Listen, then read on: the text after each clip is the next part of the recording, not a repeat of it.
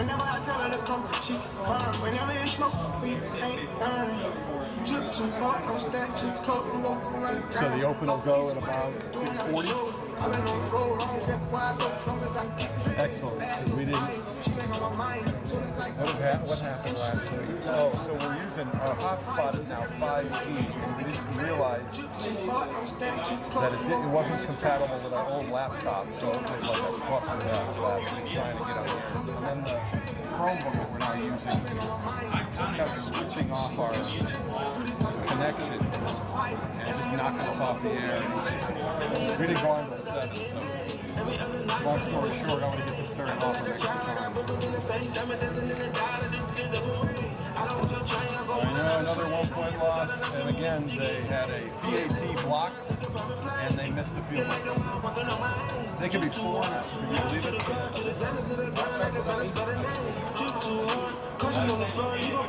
Yeah, the kicker is pretty good. It's just that, the protection just caved in.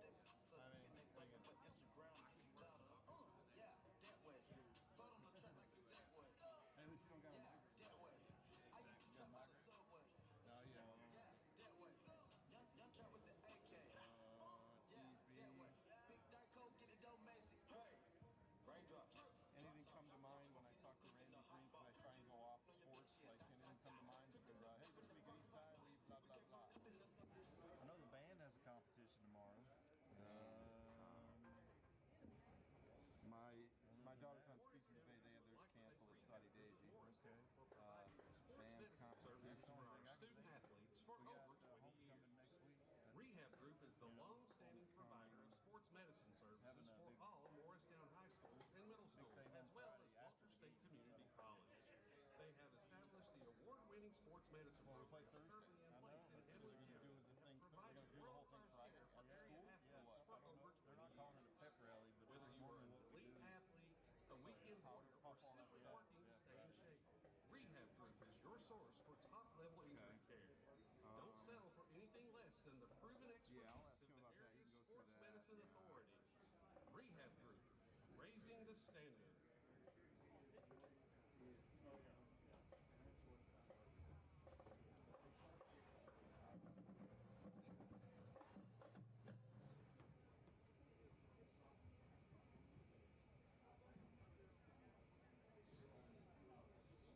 Plenty of good seats if you guys want to come out to a ball game. It's the only game tonight, right? Is there anybody else playing? Not many. Greenville's kicking off at 11 a.m. That would have been I don't get that. I saw Maribel's playing at 10. Tomorrow, 10 a.m. Yeah.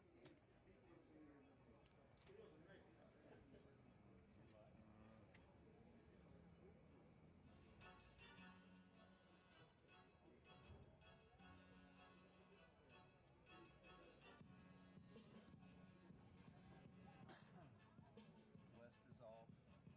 Right. Yeah. Jeff and William Blunt are playing tomorrow. No, William Blunt, Science Hill. I saw that. Ladies and gentlemen, at this Some people time, are- if you are a somebody in veteran, Knoxville's playing we Monday. ask that you please stand. Well, it didn't make much sense. We thank They you played for Thursday. your Played tomorrow. service. It's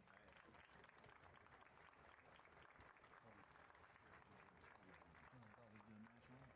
Ladies and gentlemen, please rise as the Morristown Hamlin Air Force Junior ROTC presents our nation's colors. The color guard represents both Morristown East and Morristown West High School and is led by Color Guard Commander Cadet White. Joining Cadet White, Cadet Leon, Cadet Ramos, Cadet Bazor, Cadet Perez Ortiz, Cadet Brotherton, Cadet Burrows, Cadet Sperling, Cadet Torres, and Cadet Starr. We ask that you please remain standing for the playing of our national anthem by the Morristown East Hurricane Marching Band. Joining the Hurricane Marching Band tonight for the first time is the Morristown East High School Alumni Band. Following the anthem, the Morristown East Marching Hurricane Band will play the Alma Mater.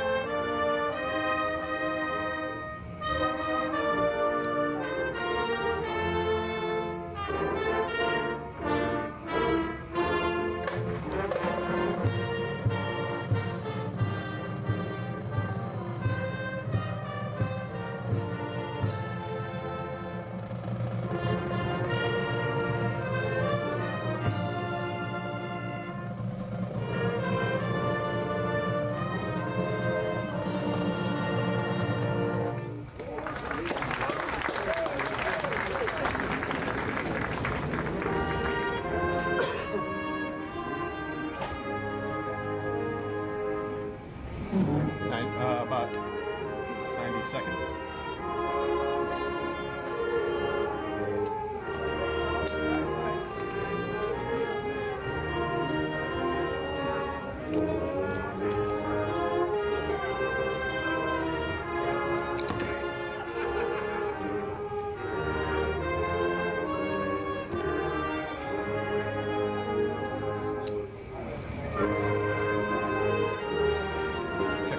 Check.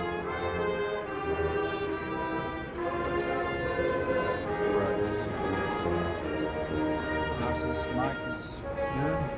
Yeah, he was all the way down 100 yards. Worst. Just keep jinxing it,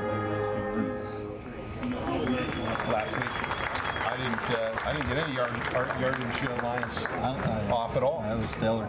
That was near a perfect game. I was in a plus or minus 3 yards.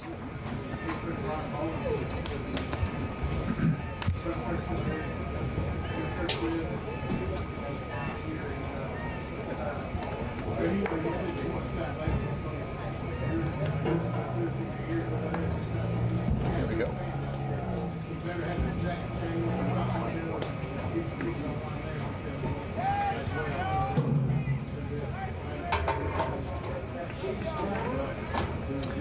We welcome you into the Terry Law Firm countdown to kickoff. The Terry Law Firm, a family tradition of quality legal services since 1960. Tonight, the Morristown East High Hurricanes take on the Kingsport Dobyns-Bennett Indians, the 25th meeting between the two schools going back to 1968. I'm Mike Ripel, joined by Casey Sullivan, and down on the field, Bryce Epps, as Morristown East High does battle with their Region 1 Class 6A rival Indians, who come in 2-0 in conference, 3-2 overall. East High 0-2, 2 one-point losses. Currently have them in last place, tied with West Ridge at 0-2. East High 2-2 overall. Well, Casey, Dobyns-Bennett coming in. The big beast comes in from Kingsport. Morristown East High, you and I were talking off the air. This 2024 Hurricane team won't be intimidated. No, you can tell that, and they're going to be resilient, and they're going to, as we saw last week with Jefferson County, they're going to play the whole 60 minutes and not be afraid. They're not going to back down from anybody. And you got to defend your home field. You didn't do that against William Blunt, so you got your second opportunity, and hopefully they'll pick up their first conference win tonight. We want to thank you for tuning in. By the way, if you're listening to us, spread the word that we are not on 105.7 WCRK tonight, just on AM 1150 and the various phone apps and through the internet.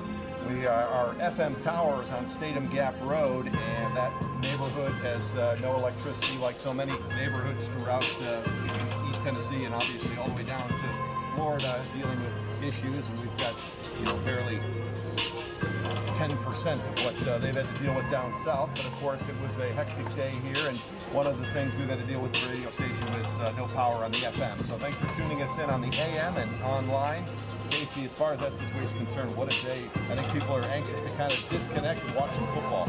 Yeah, I believe we're one of the only games being played tonight, so it's a good time to just forget about things that you see around you, and hopefully watch a good football game tonight where East comes out on top. A lot of games have been spread out. In fact, there's a lot of games tomorrow here in the Knoxville area. There's some games, I think, being played on Monday as well. So, of course, a hectic last weekend of September. This is the Terry Law Firm countdown to kickoff. The Terry Law Firm, small town firm, big city know-how. Morristown East, as you check the standings at WCRK.com, tied for last. DB and William Blunt sitting at 2-0, Science Hill 1-0, Jefferson County 1-2, West Ridge and East at 0-2. William Blunt's playing at Science Hill tonight. Got to pull for the Governors to pull off a win out in Johnson City, and then who knows, if you pull out a win here today yourself, then you're playing the Hilltoppers with a heck of a lot more confidence. Yeah, you are. As a coach, as a basketball coach, the thing that always worries me is when you get off your routine. The kids had a day off school today.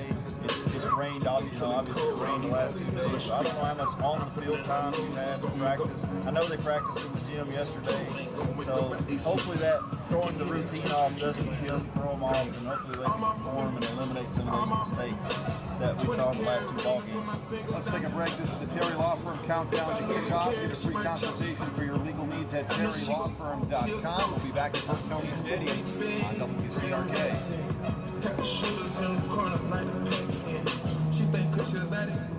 Two spots here, 2 spots. Is that okay, Brad? No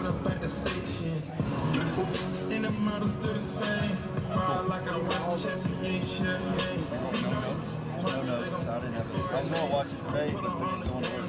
Last week, you're ready to go. And you have, might as well say, Light it on fire. All that work ends up. Son, drop the F-bomb. You can have that look, but you ain't mad. Kicking in doors, is you like that? Selling lows, is you like that? All 24, you won't go, is you like that? From the bottom, really like that. Stepping in relentless, if you like that. Pop another bottle, if you like that. We'll take it into this one here.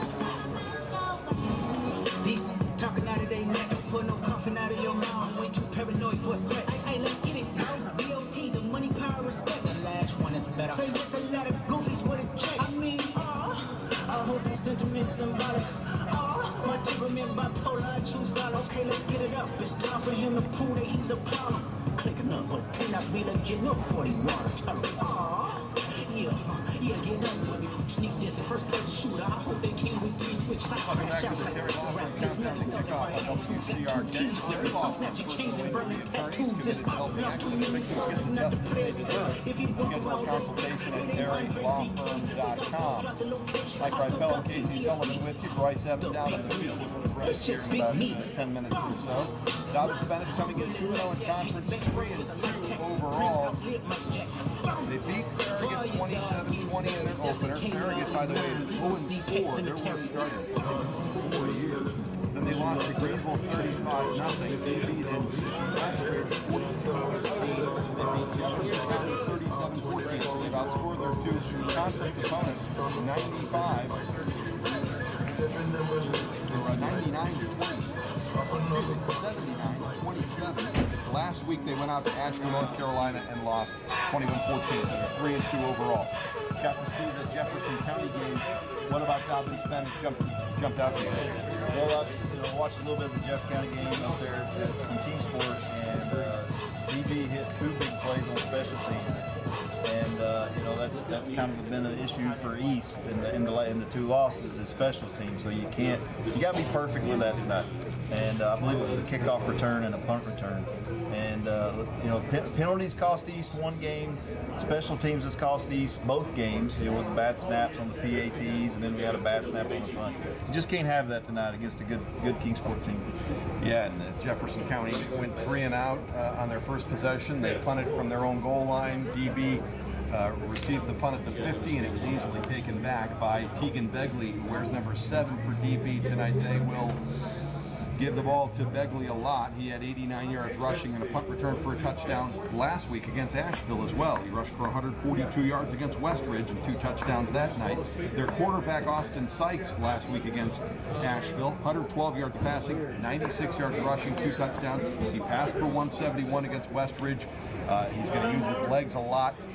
I guess kind of similar to Dabrowski, the William Blunt quarterback, but Coach K said he throws the ball better, and you would expect that. Dobyns-Bennett, they got a bigger talent pool to choose from up there. So it's going to be a challenge trying to, stop something that East has struggled with this year. We saw Dabrowski have success. Last week we saw a talented running back have success in Skylar Thomas. So this D needs to figure out 2 facets that have given them problems this year. Yeah, I was talking to the coaches in the pregame on the field, and they kept mentioning Begley, number 7. He's the guy that kind of jumps off the film. So we're going to have to do a good job of containing him. Once again, I appreciate you tuning us in on AM 1150 WCRK, WCRK.com, and on the various phone apps and things like that. Again, 105.7, probably going to be off for a little bit over this weekend as they restore power on State of Gap Road. So thanks for tuning us in. This is Terry Law Firm Countdown to Kickoff. Terry Law Firm, a family tradition of quality legal services, 86, 1960. East High and DB met back in 1968 for the first time. East High has gotten 4 victories over the years against Dobyns-Bennett, 19-4-1, the DB record against the Canes. But the last time East beat DB, that was 11 years ago. That means Bryce Epps was about 8 years old, and you and I were here watching the game. Right. I was broadcasting. I'm sure you were in the stands. Remember that game? That was the Matt Thompson, Logan Wallace, that whole great group of Hurricanes under Dwayne Hatcher. 9-1 regular season, and remember at halftime they were down 17-0 against a 6-4 DB team, and then second half memories that I'll never forget. So many great moments, and hopefully we'll see that continue on tonight. But you remember that playoff game in 2013? I do, and Coach Hatcher always had some explosive offenses, even though it was a running-oriented offense. He put some points up on the board, and they figured it out in the second half, and that might have been the last best East team with that record, 9-1. Yeah, I think as far as total points, that's the all-time scoring leader in school history for most points. I think points per game is maybe the 69 team. I haven't really looked that up. But as far as total points, that 2013 team racked up a ton of points under that offense and went to the second round of the 6A playoffs. DB victory in 2013 here the last time this guy was victorious against the Indians. 4 straight losses since that point. East High comes in with Taylor Billings at QB, 7 touchdowns, 5 interceptions, 2 rushing touchdowns. Last week, Casey, 15 of 19 for 203, and that was in 3 quarters. So he seemed to respond well to that first quarter benching. Yeah, he didn't force the issue. He probably felt like he had to go in there and try to get all 14 points back on one play. But again, that was a team. We were probably better than Jefferson County. We probably deserved to win that game because we made fewer mistakes. But Caleb had a nice game. Austin Branham had a nice game. Hopefully they come up with tonight. Austin last week, 7 catches for 153 yards. He is back-to-back 100-yard games. Isaac Green had 6 catches for 92 yards and a TD last week. Brett Smith, a little quiet last week, as we were saying last week, that the Patriots clearly knew that Brett's blossoming talent was something they needed to keep an eye on, and they kind of kept him quiet. So maybe Brett bounces back to the game tonight. Yeah, maybe he did pay attention. They love to throw those little wide receiver screens like that. Jason West had back-to-back big games. Hardin Valley and William Blunt racked up 354 yards rushing combined in those 2 games, but held to 63 last week against Jefferson County. This is the Terry Law Firm countdown to kickoff. We'll take a break, come back and hear from Bryce Epps down in the field for the first time. The Terry Law Firm, small firm, big city know-how. Go to terrylawfirm.com. We'll be back at Bertoni, Morristown East, and Dobyns-Bennett coming up on a windy night in Morristown on WCRK.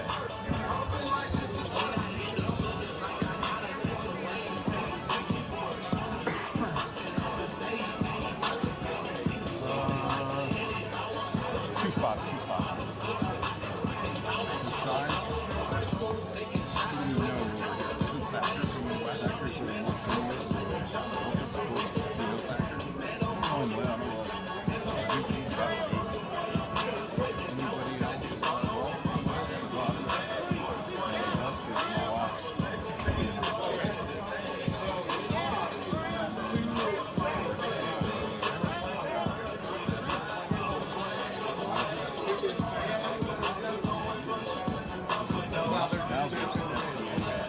Oh, that's right. He's here for World War.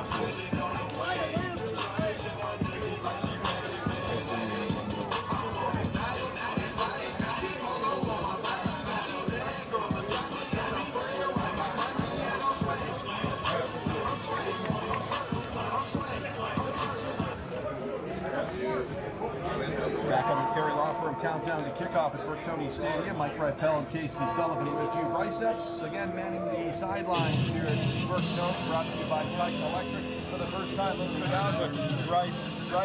Looks like the wind is going to be a factor, blowing left to right across the field, west to east. You would imagine that play calling will, if you got that wind to your back, you're going to have a different set of plays, right, than going into it right to left down the field.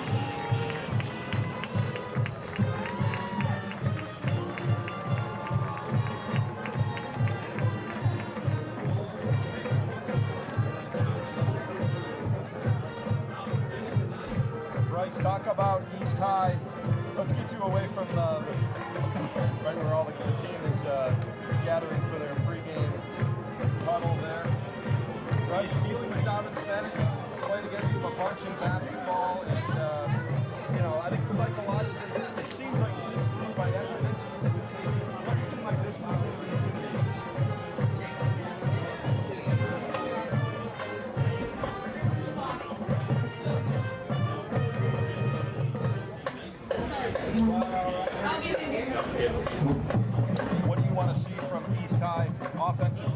ahead, Bryce.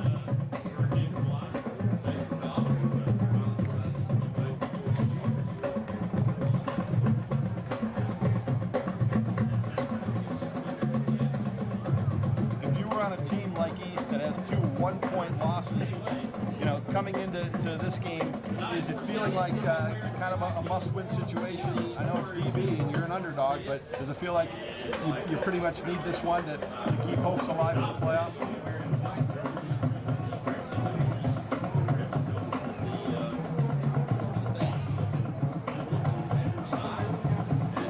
Biceps on the Field brought to you by Titan Electric, your full-service electrical company. Big thank you to Stephen Collins, all the great folks at Titan Electric, sponsoring Bryce down on the field as East High's band, who will be performing in competition. Hopefully that won't be canceled. We'll hear what Principal Green says at halftime. Looks like the Dobyns-Bennett band did not make the trip, right? And that'll save us a headache. I mean, they fill up half the visitors' side, so there's extra seating on the visitors' side. And they will typically play throughout the entire ball game, right?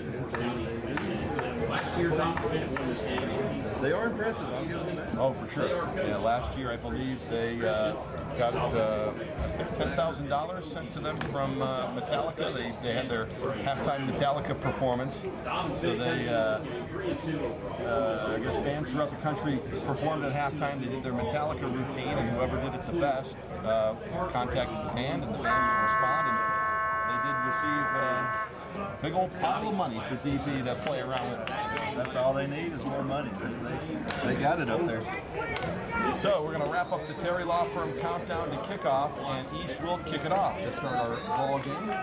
Big thank you to the Terry Law Firm. Free consultation for your legal needs at terrylawfirm.com. Personal injury attorneys committed to helping Morristown East will kick off the beginning of the game and defend the Western goal. Kick formation number 82, Alfredo Hernandez. Out on 105.7 FM tonight with our power loss over on Stadium Gap Road. So appreciate you tuning us in if you're doing so on AM or online. ALEXA, I don't want to say it, turn everyone's ALEXA on. Appreciate you tuning in if you are listening. And East will have the black tops, orange pants, orange numbers, so black helmet, orange, blazing orange numbers on those black jerseys, orange pants.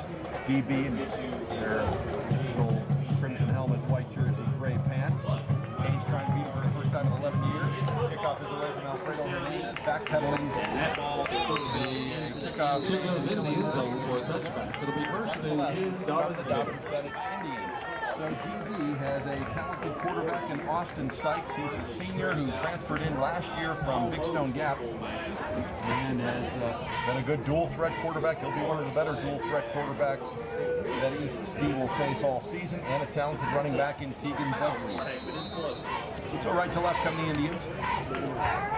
Something to keep in mind, DB is going into the win this quarter, so East will have the win. Maybe this will help on possible field goal. Austin Sykes hit a quarterback for DB. Yeah, so they're going right to left, and that's exactly where the wind is blowing against, left to right. It's a handoff to Begley. Begley runs right side, has running room, cuts and spins, and gets to the 25, 26, 27, 28, and falls forward for a gain of 8 on the first carry of the game, stopped by Cameron Miller. Miller and Phipps. So it's a gain of 9 line that second and 1. Kirkendall said is maybe not as man-to-man as talented as Jefferson County, but they're as big or bigger. So he's going to have to deal with, again, being oversized, outsized, and it's a 9-yard Begley run. 2nd and 1 at the 29, moving right to left. Play action, looking right. Now Sykes will tuck it and run, gets a first down, breaks a tackle, 35, gets it to the 40. Another 10-yard run there. This one for the quarterback Sykes, and they have a 1st and 10 at their own 39. Miller and Phipps on the stop. First and 10, That's just going to be something that East will have to address. You can't let him get outside the pocket and scramble like that. One receiver near side left, the other on the far right, on the right. Jalen Thomas on the left. So 2 running backs split out with an H-back on the near left. They have it at their own 39, moving right to left. 1 minute into the game. It's a handoff up the middle. Begley has running room, 40. The middle of the field, spins 45, drags a man to the 40. Another run of 21 yards for Begley. And he gets up limping. So that is something to watch. They're going to bring in their much stockier running back, Pregame Moore, 5'11", 190-pound junior. And right now they love that right side of the offensive line. Like all three plays are going that way. They run it for 9, they run it for 10, they run it for 21. They have it at the East 40, moving right to left, 90 seconds in on the Rusty Wallace GMC Kia scoreboard. No score, but they have it at the East 40. Sykes gives it to Moore. He runs right side. He's got running room, breaks a tackle, spins to the 30. Then Moore stopped by Brady Smith. There might be a flag to bring it back. It would be a perimeter blocking violation on DB, you think? There's going to be a hole there. That edge was wide open. He didn't get touched. So that stopped the drive momentarily. That wipes out a 7-yard run. 10:23 to go first quarter. Brad Davis, our studio engineer tonight. Great to have Brad back with us. After the penalty, it'll be Brad will be out at halftime with the MUS Fiber.net halftime report. first A handful of games and going 21, on. back from the DB 49. Games have been pushed around the schedule. Tomorrow, Monday, some teams may even be playing on Sunday. They're going to go 4 wide. They have it now at their own 49. First down and 21 for Dobyns-Bennett. 140 into the game. 4 receivers, 2 on each side. And DB taking a long time to get set up, and now looked like they were going to call timeout, and now it might be a sideline warning, perhaps. And stopped play. Oh, they're just adjusting with the ball. Up 2 yards. It'll be first and 19. 2 extra yards. So they put it to the East 49. It'll be first For and the 19. Morristown East 49. No sideline warning. And clock ticks now nearing the 10-minute mark of this first quarter. 4 receivers, 2 on each side. Moore goes in motion to the near side left. Back to pass. Now flinging it downfield. Wide open, caught at the 25, 20, 50, the 10-5 touchdown. Kyle Jennings, the tight end, broke free. No one saw Jennings break free. An easy pitch and catch. Wide open. Sykes found him. And a 41-yard touchdown strike. Now a flag in the end zone. 2 minutes in, 6-0 Dobyns-Bennett. So on that, while the rush was already on that play, they had the halfback motion out to the near side of the field. It got the East linebackers to shift, and that opened up the middle of the field for the tight end.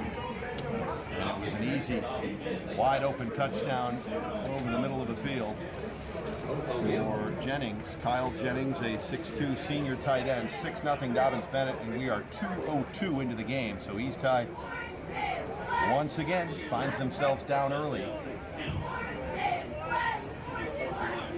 And they'll kick this PAT into the wind. And, hey, no problems throwing That's into the first wind one on out that. contact called against Dobyns-Bennett after the play, so the touchdown will count.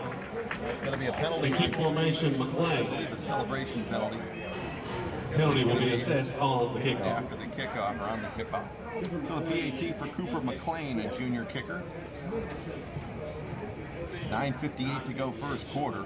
6-0 Dobyns-Bennett. East trailed 14-0 quickly against Jefferson County. 2 weeks ago against Hardin Valley.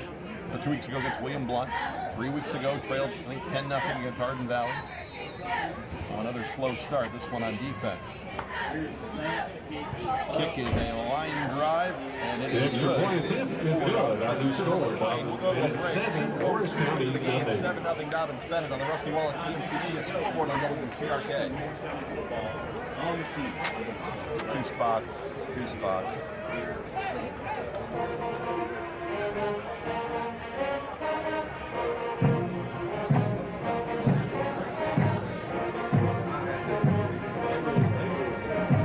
Come on, man.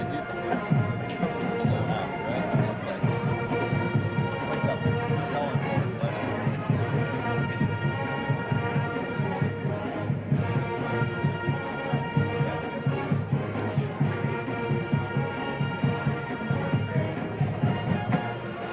Ladies and gentlemen, just so you're aware, the only concession stand that is working tonight is beneath the home stands. 49-yard touchdown pass from Austin Sykes to a wide-open tight end. Post pattern down the field. Kyle Jennings. 9:58 to go here in the first quarter. 7-0 Dobyns-Bennett. East on the ball for the first time.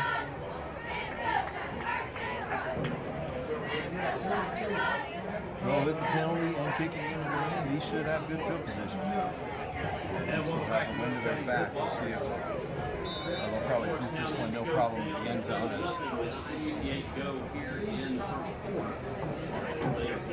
They do have a good kicker, even though he's going to have to boot it keyed up at the 25. Penalty assessed. It'll be Dobyns-Bennett will be kicking from the 25. So Ethan Klein puts it down at the 25. He's not, might have a return here, but typically Klein has been moving him into the end zone. Again, he's dying down, as Bryce F. mentioned. Kickoff to the far edge, caught at the 25 to the 30. Brandon, 35 to the 36. That was Jason West. Jason West back there. Green on the return. That's a 35. It'll be 36. So East has it. First and 10. At their own 36, there is a flag down. On play. On the DB South. Same thing that we saw last week. So East down 7-0, 9:52 to go first quarter on the Rusty Wallace GMC Kia scoreboard. East tied with Caleb Billings at quarterback, very efficient last week. Again, he had to sit for the first quarter due to a coach's decision, disciplinary situation. He, in the last 3 quarters, went 15 of 19 for 203, one touchdown, one pick. So now East's 36-yard line to start the drive is going to be back at the 21. They got a dead ball personal foul after the kickoff. Yeah, and it's just you can't make mistakes like that against Dobyns-Bennett. You got to play flawless.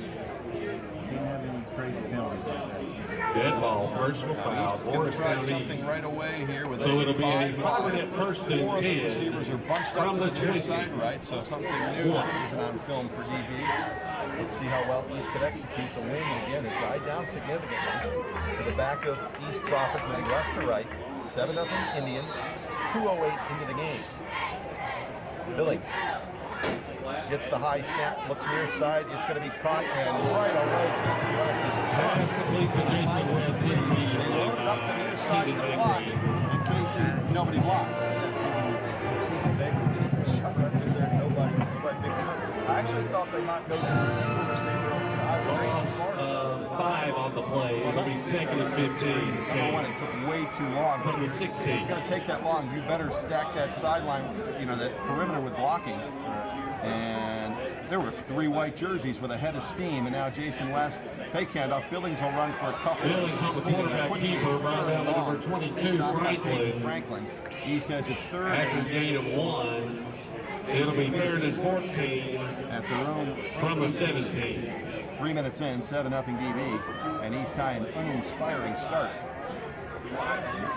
3 receivers, 2 on the far side left, tailback in the near right west. 3rd down 14. DB jumps off sides on the hard count, but they don't flag it. You usually see them call those, Mike. He jumped so far, it's almost helmet-to-helmet collision with the D lineman and East O lineman. 3rd and 14. Fake handoff, Billings deep downfield. It's going to be incomplete at the 50. The last incomplete. It's 4th down. Is Dobyns-Bennett's defensive back, Xavier Goodwin, who gets some limping. Yeah, Austin will have to punt. Yeah, Austin Brandon made a good adjustment back on that football. It was a little underthrown, and I thought he was going to come down with it. It was a good play at the very last second. Not good. Bill the snap. Right now, Billings in kick formation. Football is the last thing on their minds on both Begley sides of the back ball. deep for the East gave Indians. up an easy touchdown and then 3 and out, -4 on their first possession. Billings the kick. It'll go to Begley. He'll catch it on the run at the 48 to the 50, breaks a tackle, 45-40. Far side 35-30 to the 25-20, out of bounds there. Begley on I'll the tell you what, at return. 5 It'll be o'clock I was first here, and 10 Dobyns-Bennett was Indians. already on the field. From the They were 20. getting used to the wind. They were getting loose. They were throwing the ball. They were getting locked in. East didn't show up till about 6:10. And right now, the focus is just not there. He's playing with more energy. I mean, obviously, the big plays from that point. There were 3 East defenders right there to tackle. So DB, after that 31-yard punt return, they have an East 20 looking to add to a 7-0 lead, and we're not even 4 minutes into the game. Dobyns-Bennett attacks the end zone to our left, the wind picking up. We saw their tailback Begley go out on the first possession. He did make a hit on defense, but he's not out there at tailback right now. They're back with Moore jukes his way for running room.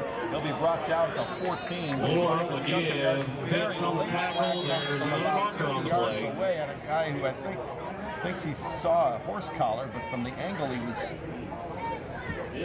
throwing the flag at it. He's got better eyesight than I got. I did not see a horse collar. 6-yard run down to the 14, and they're going to say it's a face mask. The official was the furthest Personal away from the foul, tackle, face mask, indeed. and now it's 1st and goal. It just looks like the East defense is just hesitant to come up and making a tackle. Kind of like on that punt return. They have people in position, but they're not. It'll be 1st and goal, DB from the 8. 1st and goal to 6, and I know the coaches have tried to put their heads together trying to figure out why are we starting so slow. They haven't figured it out now here in game number 5 as DB looks to go up 7-0, 4 minutes in. 1st and goal to 7. Hand off to Begley. He'll go to the 5 and get a 2-yard run brought down there by Cameron Miller, who's already been very active. Begley again, brought down by host of game. 7:45 to go, first quarter of the Rusty Wallace GMC scoreboard. Right now, it's a full copy start of last week. Every play is gone against East High. DB up 7-0, looking for more. Canes need to come up with a stop here on these next 2 snaps. 2nd and goal to 4. As Sykes as a tailback on his far side, right back to Begley over there. They'll give it to Begley to the 3. Begley cuts right side to the 2, dives for the end zone again. Touchdown. 4-yard run. And with 7:15 to go, first quarter, it is 13-0. Dobyns-Bennett trying to blow it open early on. That was a nice run by Begley, but East has people in position. It's just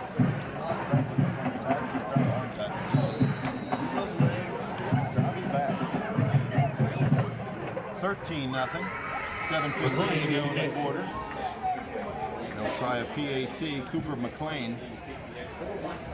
Well, we wondered, hey, beginning, are they going to be intimidated by Dobyns-Bennett? Well, right now, the answer Our new score. yes. Morristown. Dobyns-Bennett 14, Morristown is nothing. We'll take a break. 7:15 to go, first quarter on the Rusty Wallace GMC Kia scoreboard. WCRK.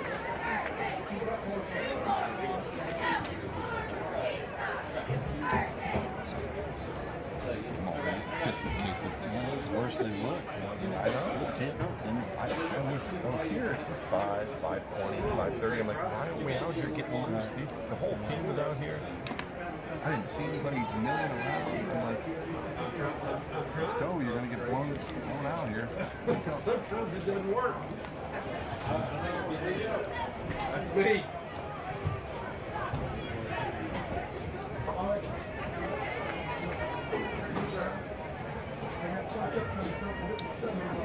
$7:15 to go, first quarter. 14-0 Dobyns-Bennett. Virtually every snap they have won so far, both sides of the ball. Now, Morristown East, one positive. They keep falling behind, but Casey, they keep bouncing back. They respond to getting punched in the mouth, and they took a haymaker in the first 5 minutes here today, so we'll see if that continues.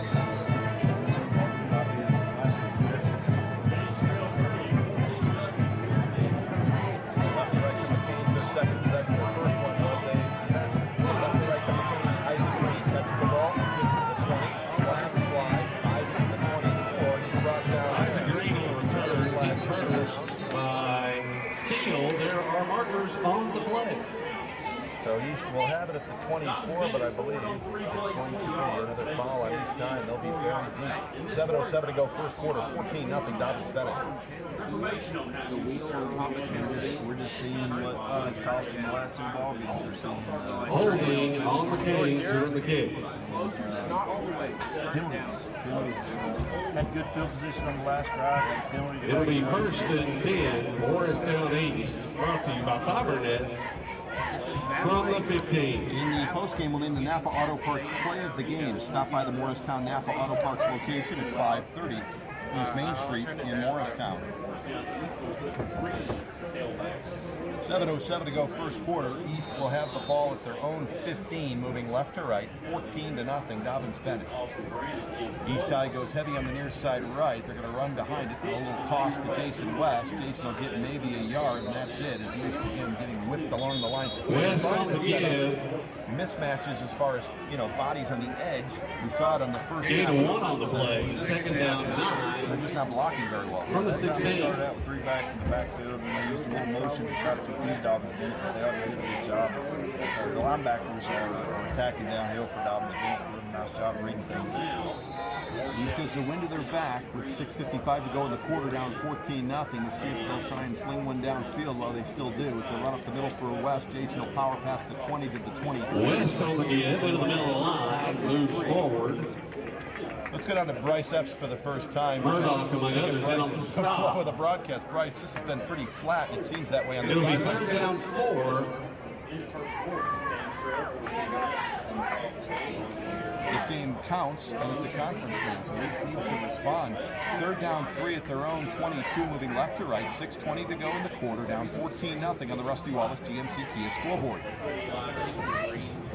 West on the near side is the tailback. He will quick pass to Eli Davis, but there's a scrum and Pass complete to Eli Davis. Possible to get Eli free. White jerseys wrapped No up. gain on the play. It'll be fourth down and 4 And from the 21. Fourth and 4 at their own 21, back into the punting situation.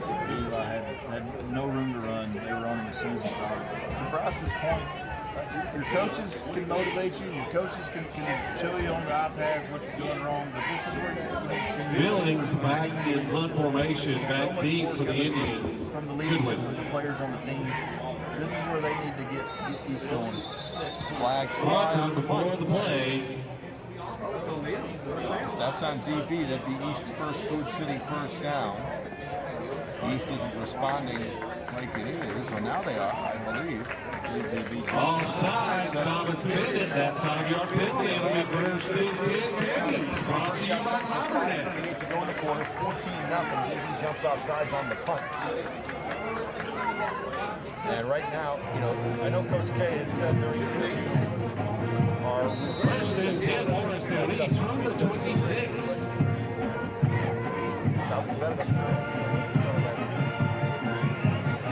Left to right to the team from their own 26. First down, play action. Back to pass. Ripped down East. Quarterback Billings brought down on a face mask. On a face mask. Bunkers all over the place. Got a handful of the face mask and twisted his helmet awkwardly. Caleb gets up okay. Boy, that was a scary one. Personal foul face mask called on DB.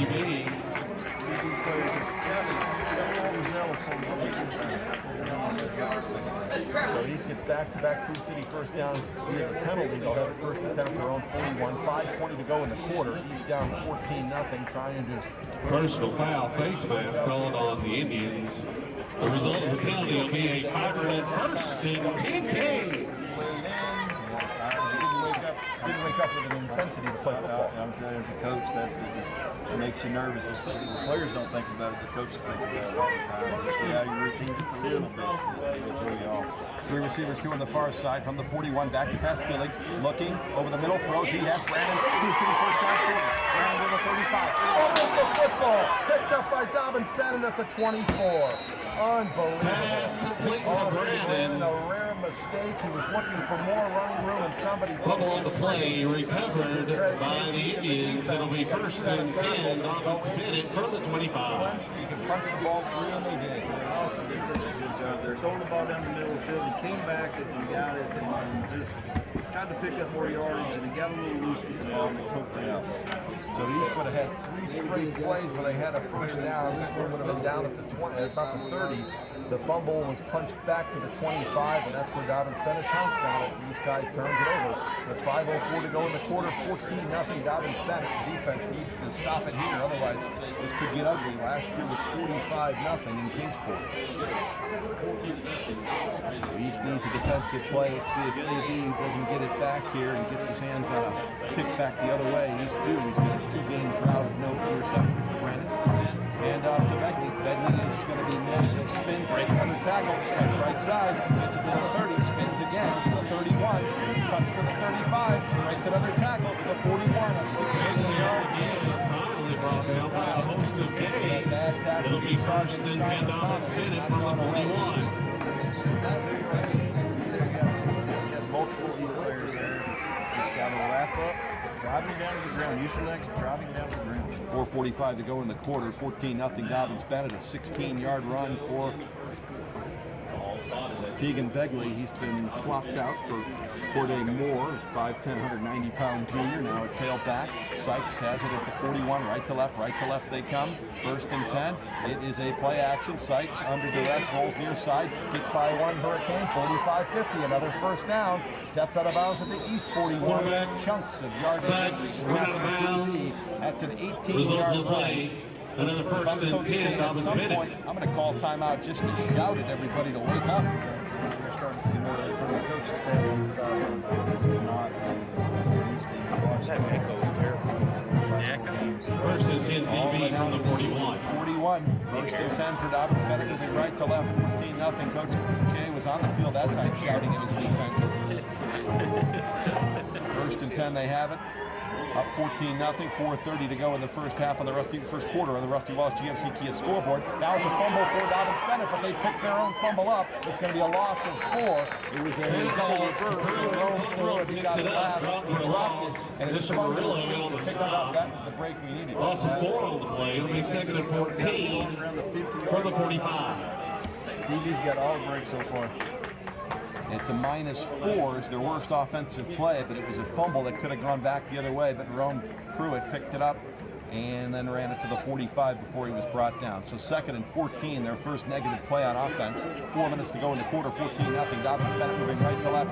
Second and 14 from the east 45. It's a handoff to Moore. He has running to the 40, brought down at the 38. Moore again, brought down by Hinson and Phipps. It'll be third down. There is no penetration. Yeah, and they're doing things similar to Jefferson County. Everybody 38. Wide, and if he seals the edge, the tailback just cuts it. Third down. Every run so far. Third and 8. Dobyns-Bennett has it to the 38. Third and 7. They've got it to 31. 14-0. 3:20 to go in the quarter. On the Rusty Wallace GMC Kia scoreboard. Right now, all DBs need to stop here on third down and 7. Sykes. Flags fly. Walker's for the play. It's going to turn a 3rd and 7 into 3rd and 12. The flag will be Player of the game brought to you by A1 Equipment. illegal procedure on Dobyns-Bennett. To your house, all the way up to full construction jobs, proudly serving the area since 1973. Third Winner of the award getting a gift card from Tennessee. and 12 from the 43. Got it last week.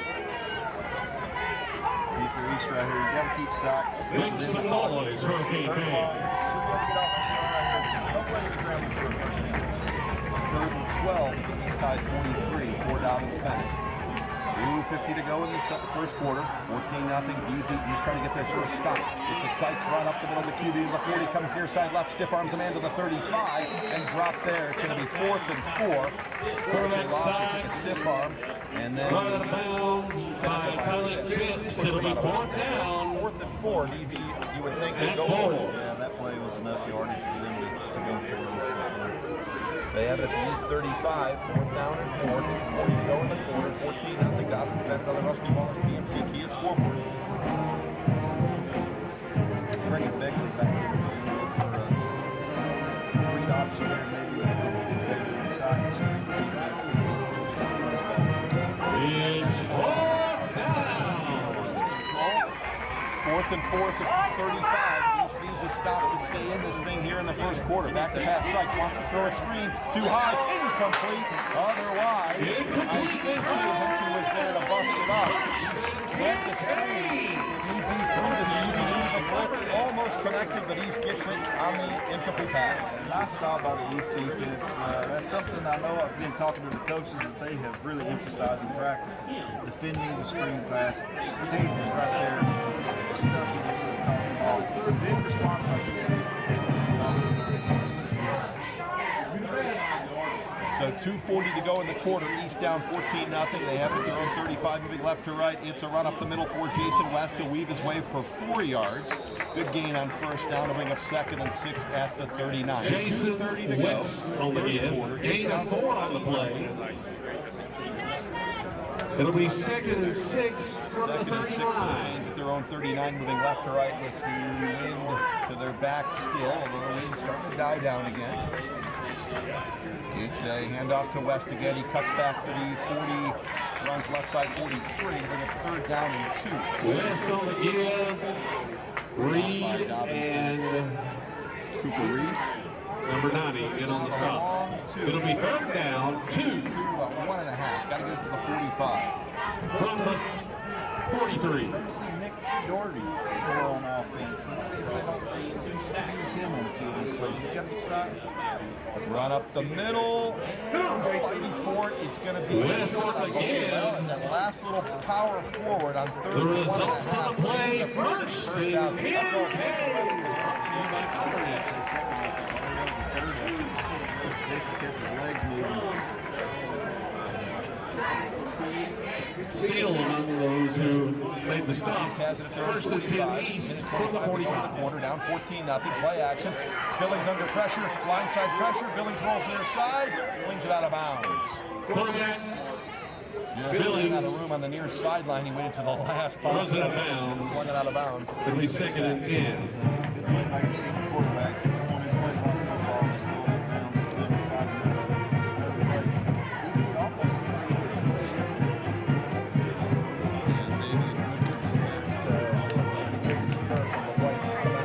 Second down 10 for the Canes. 45 down, 2 touchdowns, 76 seconds to go. First quarter, and there's 12 at the PMCT scoreboard. Mike Ripel, Casey Sullivan, Bryce Epps with you. Brad Davis, our studio engineer. Billings, 3 receivers, 2 on the far side. Looks at a 4-man front. Play action throw far side into the hands of Brandon. Brandon gets to the 50. Gets a free city first down. Down to the 40. Gets a 13-yard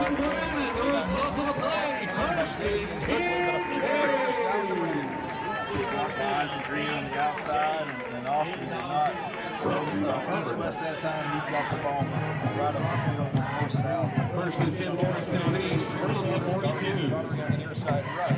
Green and Brandon on the far left. East has it 1st and 10 at the DB 42. 50 seconds to go. The play down 14. Now the DB jumps off sides. They don't flag it. Billings back to pass. Rolls near side right. Looking. Fires it deep. He wants Roderick. Touchdown! Roderick! A 42-yard strike. And you just mentioned it, Casey. Daniel gets to hit the ball. And how about that? Let's get on to Bryce, your B-ball teammate, Bryce. How about Nick Daniel?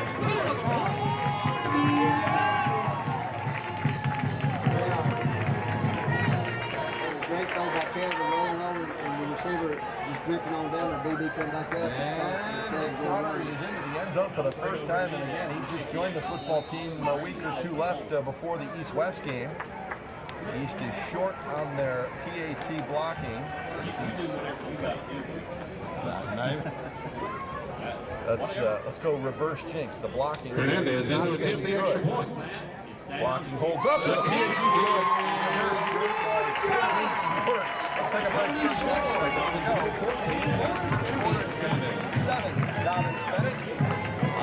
WCRK.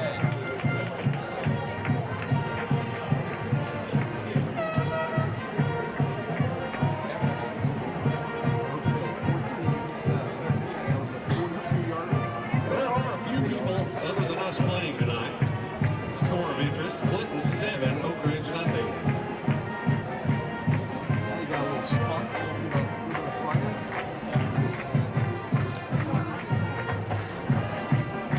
Billings, 8 TD pass.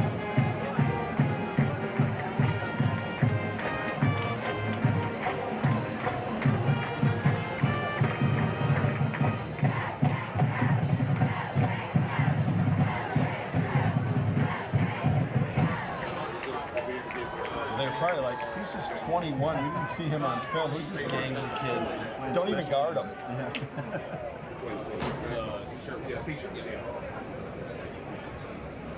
Started at it started like at the 32.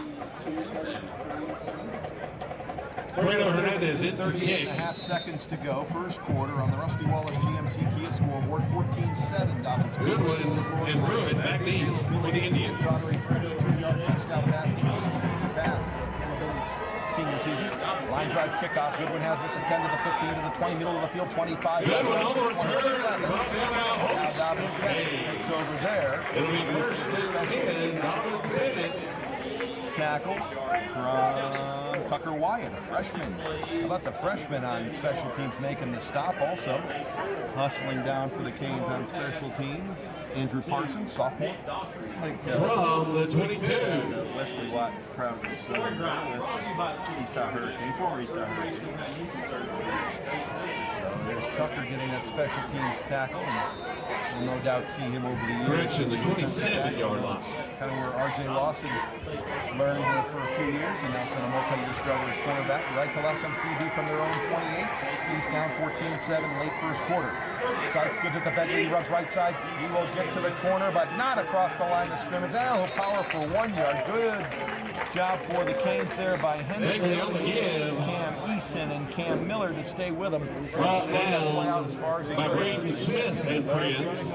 Gain of 2 on the play. Like you said, Mike. Second and 8 from the 30. Nowhere to cut back. Forced him out of bounds. And now East is playing with some fire. They have woken up. 1 quarter in the books at the Rusty Wallace GMC Kia scoreboard. That is the end of the first period of the first quarter. Score Dobyns-Bennett 14, Morristown 7.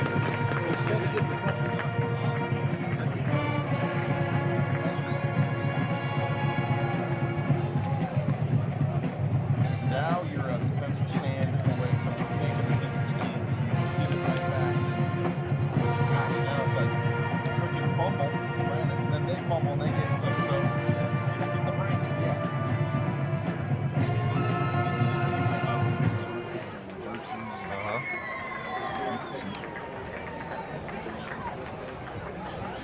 Morristown is Brad, looks like halftime you won't have many scores. Just I guess keeping up on who's Coach T, I believe, is listing. If you can kind of jot down who's playing on Saturday.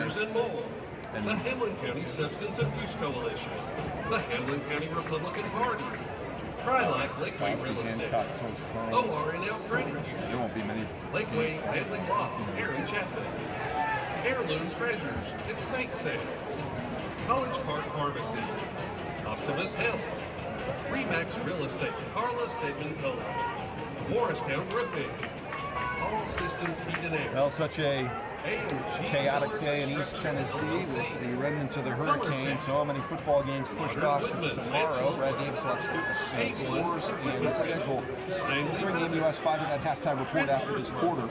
Seymour and Cherokee, I believe, are kicking off at 11 a.m. tomorrow. Boone and Campbell County at noon. A couple of noon games. And Greenville might have pushed their game from Saturday. Now it's second down, 8 from the 30. At halftime, a lot of changes. Second down and 12. It's another not very far. Stopped by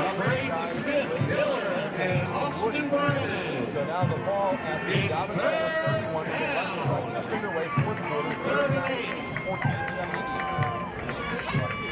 Last third down, keep side in the pocket.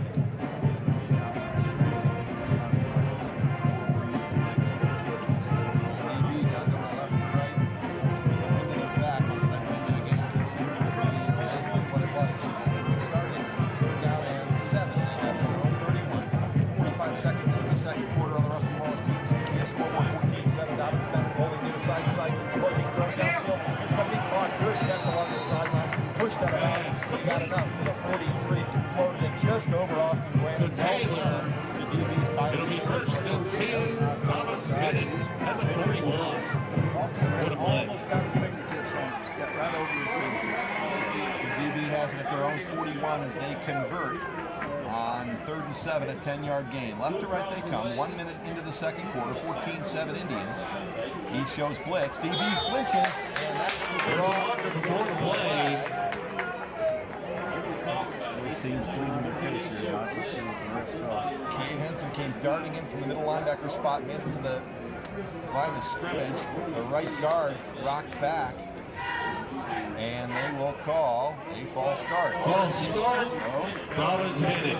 For DB at their own 36. He's scoring on a Nick Daughtery 42-yard touchdown catch from a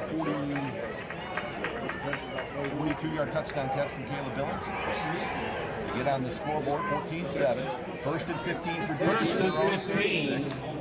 Early second quarter. From Two receivers far side, the tight end on the near 36. right, and an H-back on the left, tailback on the near right, Keegan Begley.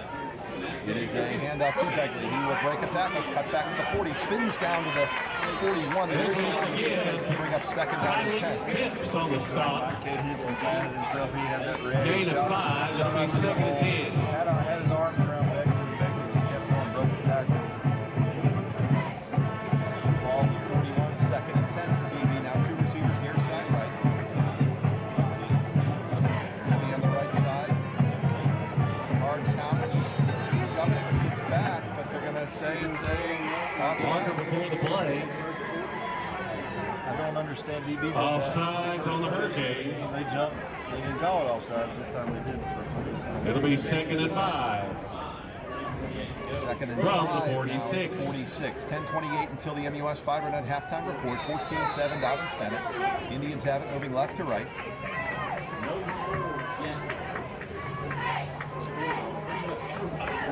Sykes out of the offset pistol. He's got a tailback on his near side right. Just a little 5-yard shotgun. He'll give it to Begley. Begley up the middle, gets it to the 50, falls forward. Begley on the give, ball down by Miller and Easton Woody. Stop.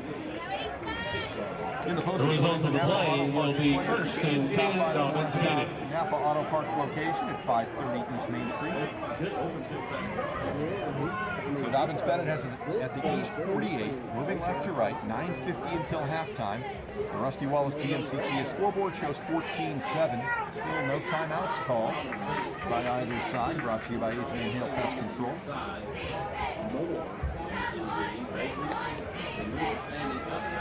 Two receivers split on either side. Now Moore in at tailback on the near side right. Sykes gives it to Moore. Has a huge hole to run through. Near side right, 45 with a 40. Stopped by East High's Phipps, but that was a 9-yard chunk for Moore to get down to East 39. By Phipps. Cute with their play calling. Looks Gain like of almost 9. Second and 1 from the 39. on that right side of the offensive line. Javon Graves, the right tackle. He's had success, and Tyler Grizzle is a 310-pound right guard. Ball at the East High 39, second down and 1 for Dobyns-Bennett. Moore standing 2 sides left, offset pistol.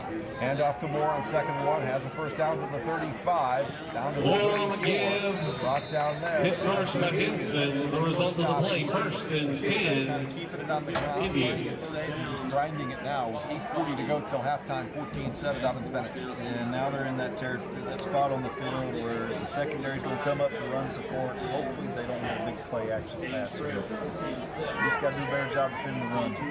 They have it at the East 38-yard line, first and 10. Standing 2 sides. Two receivers, far side left. Dylan Murray and Tylen Taylor. Moore, the tailback. It's the stockier junior. He's on the near side right. Sykes will keep it himself and run up the middle 30.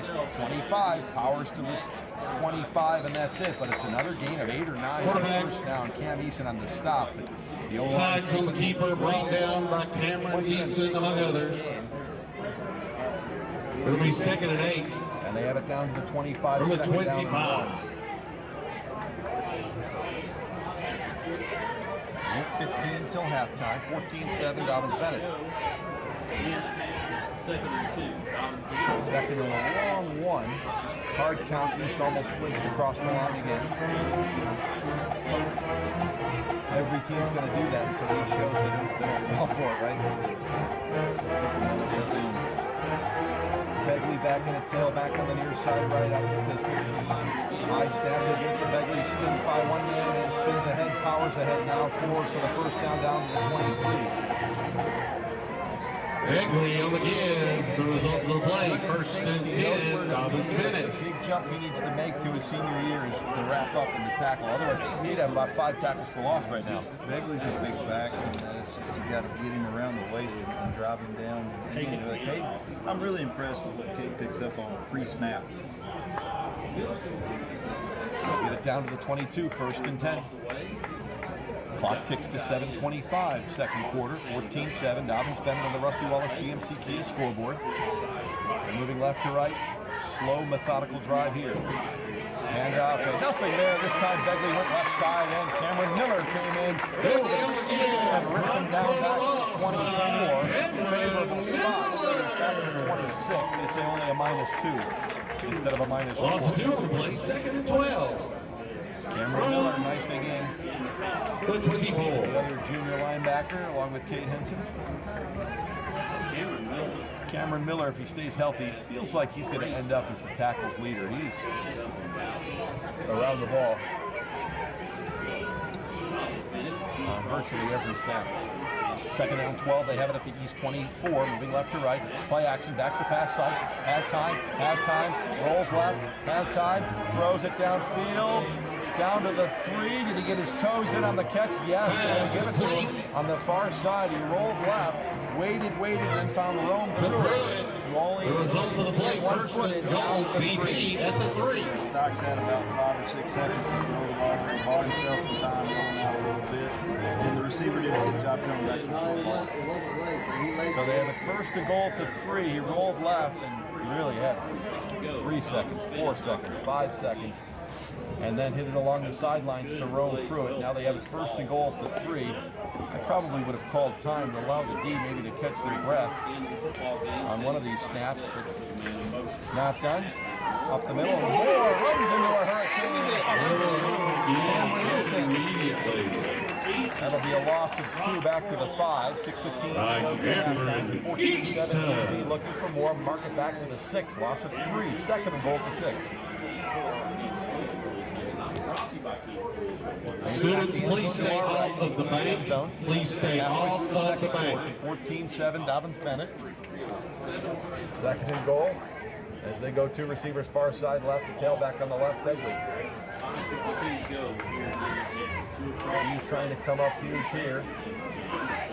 It's a handoff to Morristown. Little screen pass wide open, play action. Pass complete to Franklin. Touchdown, Dobyns-Bennett. There's a marker on the play. Down. It'll affect the touchdown.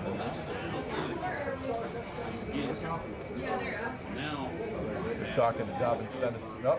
No flag on the play. Waved up. So Franklin, the touchdown catch of 6 yards. And it is 20-7. Dobyns-Bennett, 5:37 to go till halftime. Yeah, that time they fake the handoff to run wide on the right side, and he slips one up to the left side wide open. Pretty easy pass and catch there. So they'll try and go up by 14 again. Cooper McLean. Is Austin Sykes, their quarterback. For the extra point, which is good. We'll take a break. Our new score, Dobyns-Bennett 21, Morristown 7. 5:37 to go, second quarter on the Rusty Wallace GMC Kia scoreboard on WCRK.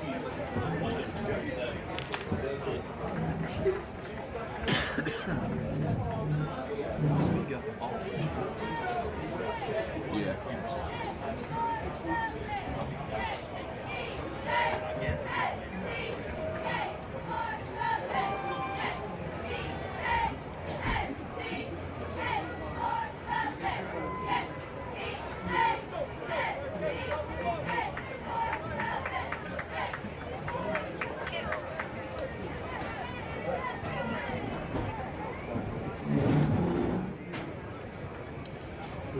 Hurricanes find themselves down by 2 touchdowns again, 21-7, 5:37 until the MUS FiberNet halftime report. Things will go right to left. As Dobyns-Bennett kind of said, all right, no messing around now. Let's get back up by 2 scores, and they had a well-executed drive. The O-line pass block, ran block. No West. no reverses, no And Isaac Green back seat for the Caves. Give the ball to Begley and let him take care of business. Let's see if this Hurricane squad can respond. Game 5, we've seen them do nothing but respond to adversity this year. Now CB will kick a line drive up the near side, and it'll go out of bounds. Ball out of bounds, one on the leg. Favorable field position. 5:37 to go. Second quarter on the Rusty Wallace GMC Kia scoreboard. East down 21-7, moving right to left. Mike Rydell, Casey Sullivan, and Bryce Epworth, Brad Davis. Illegal procedure, kick out of bounds on Dobyns-Bennett. Bryce, let's It'll see be if this first can and double 10 down here. Let's see Hurricane, if we can get brought to you by Powernet. Together, score a touchdown before the half, and they get the ball at the start the third quarter. At the 35. So East needs to respond here, and they'll start this drive from their own 35, moving right to left, down 14 points, 5:37 left second quarter. Bryce Epps down on the field, brought to you by Titan Electric.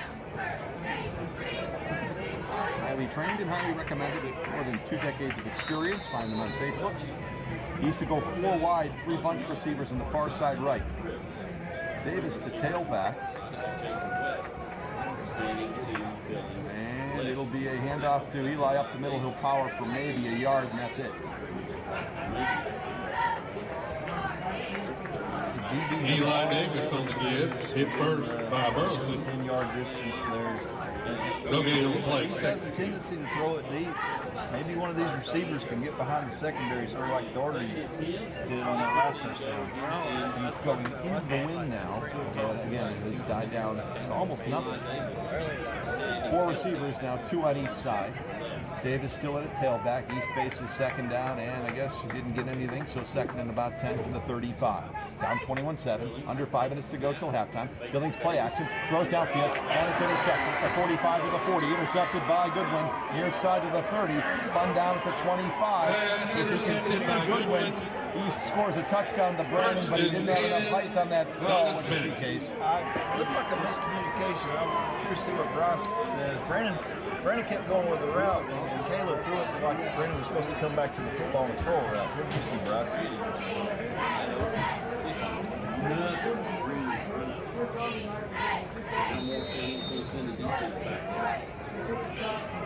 And East High turns it over for the second time. They've fumbled once and now thrown an interception. And now Dobyns-Bennett has it at the East 25, trying to add to a 21-7 lead. And this is probably the crucial part of the game here to try and keep this thing close. 4:46 till halftime. East a -2 when they really needed to be at least a +2 to hang in this thing tonight. Pass to the far side, and it'll be falling on Pass the 2-yard complete and Thomas down to the 23. Gain of 2 on the play. Second and 8. Halftime coming up in the US 5 halftime report. We'll talk with Morristown East High principal Randy Green. Morristown Mayor Gary Chesney making his walk up the steps here. Former voice years ago here on WCRK at Morristown East. Dobyns-Bennett alum, too. All right. He's sitting on the wrong sideline. He should be over at DB. Run left side will be Begley. Getting to the 15 to the 10. Inside the 10, down to the 6. First and goal at the 6. It'll be first and goal. Tackle. DB at the now 6. trying to add to a 21-7 lead with 4 minutes to go till halftime. Get outside and didn't set the edge, didn't give him an opportunity to cut back. So Dobyns-Bennett up 21-7, looking for more. First and goal at the East 6. They attack the end zone to our right. Begley, the tailback on the near side right, 2 receivers far left. They're on the far left hash. It's a Sykes keeper the whole way to the 5, and a walk into the end zone touchdown. Sykes on the keeper, touchdown, DB. 7-7, 3:38 to go, second quarter. And Casey, now it feels like you've had a slow start, and you've done it against the wrong team. You have. They've got all the momentum, and it's just, you've had 2 turnovers, you've had costly penalties, you've had a special teams breakdown. It's just a recipe for disaster. Well, they'll try and go up by 21 on the PAT attempt for Cooper McLean. Sykes the holder. Snap good, holds good. Kick is up. Another low line drive. It bangs off and misses. So No hopefully that'll good. stay Our new score. Take a break. 27, Morristown East 7. Second quarter on the Rusty Wallace GMC Kia scoreboard. 27-7. Dobyns-Bennett on WCRK. All right, if you can score here, and keep, 27-14 at the half. You're getting the ball. You feel pretty good about yourself. You're hanging in there, but you can't keep it. He had Austin. I think Austin kept going. He had him. He got behind the secondary. I think he expected him to stop.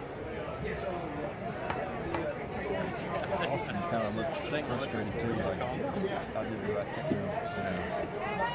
Billings just pissed himself. So he was screwed up.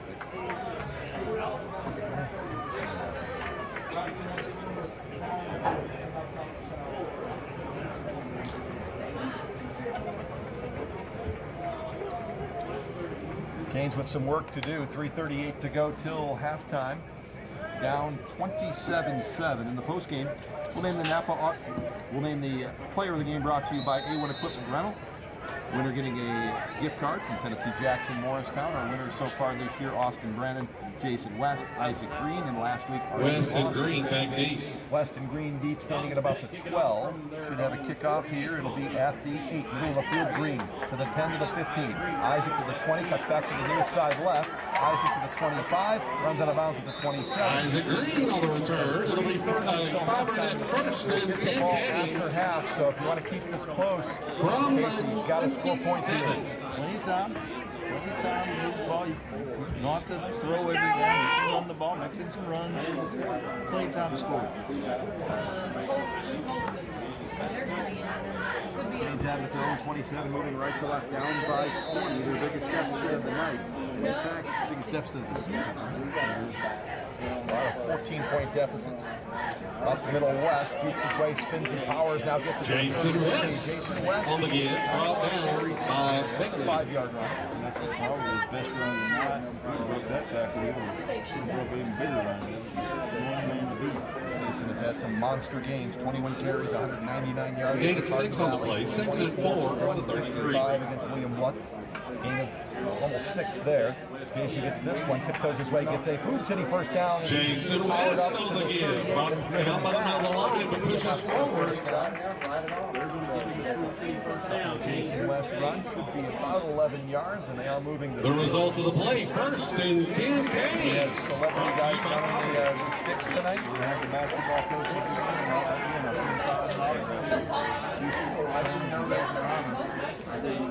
Right to left in the Canes with 3 receivers. Stack on the near side is Green, and then right behind 1st and 10 Canes from the 38. 35 till halftime, 27-7 DB. Billings will give it to West. Jason will get it past the 40 and drags him on. Ball ripped free. And then the whistle. Now no whistle apparently. They're going to let DB just take the ball and go down to the 29. Coach K's on the field saying, what are you doing? They're going to say they ripped it free from Jason West. Nobody blew the whistle. Coach Kirkendall's on the field with his helmet and headset ripped off. His progress was stopped soundly at the 42. And the umpire was right there. Looked like he was blowing it dead, but now he wants to change his mind, I guess. So these men in stripes, for some reason, just as West was met and stopped, and we're all waiting for the whistle, they let Dobyns-Bennett keep ripping at the ball, and they've called it a fumble, which would be the 3rd turnover of this half, all the way down to the East 28.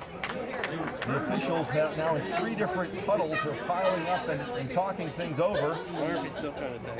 And they will say first down, Dobyns-Bennett. We forgot to blow the whistle. We were in awe. We're watching Dobyns-Bennett play football, and we forgot to blow the whistle. And Coach Kirkendall is fired up. Dobyns-Bennett. He has got the white hat up there. He is. We saw this happen last year again with him. It would have been certainly something that we would be reviewing if we were playing at a higher level. West ran for another good chunk by 5 yards, met by 3 white jerseys, stood up, waiting for the whistle, waiting for the whistle, waiting for the whistle. And then all of a sudden, DB was running the other way with the ball. And they took it all the way to the East 29. 3 turnovers. One a clean fumble, one a pick, and now this one controversial, especially if DB goes to punch it in and add to a 27-7 lead. 2:19 till halftime. on the Rusty Wallace GMC Kia scoreboard. So it'll be first and 10 Dobyns-Bennett from the 29. Talking about the referee there, you're very happy, obviously. I'd like to hear that conversation. They send the tailback in motion far left, back to pass Sykes. He wants to go for the jugular. Deep ball, flags fly, throw into the end zone, caught and then dropped. Probably an offensive Pass hold. incomplete. We got to make a Holding Mike. the penalty against Dobyns-Bennett. Before the pocket even formed, they tossed that flag. He doesn't understand that we'd still like to have the ball back rather than a holding penalty in Dobyns-Bennett. Does that get you off my back? I threw a flag on the School of Champions. Doesn't have any football championships. So they hold will backpedal DB to the East 39. 2:11 to go till halftime. 27-7 DB. And -3 again. DB feasting off clean turnovers, and he's going to try and come up with one stop to keep it at a 27-7. Dobyns-Bennett advantage after that fumble. First and 19 at the 39, back to pass. It's a screen to Begley. He'll get it to the 35, breaks a tackle, but not a second. Down to the 33, gain of 6. Pass complete to Stopped by Begley. East High's Cameron Miller again. Now is it down? Hurricane. And Purple in on the stop. Slow to get up. I believe that is Cade Henson. Got hit by his own player. He's in pain. It'll be second and Trying to 14. fight through it. Probably From the slow 33. down. East has all 3 of their timeouts. Does Coach West or anybody see that Cade Henson is in severe pain, groin injury or something?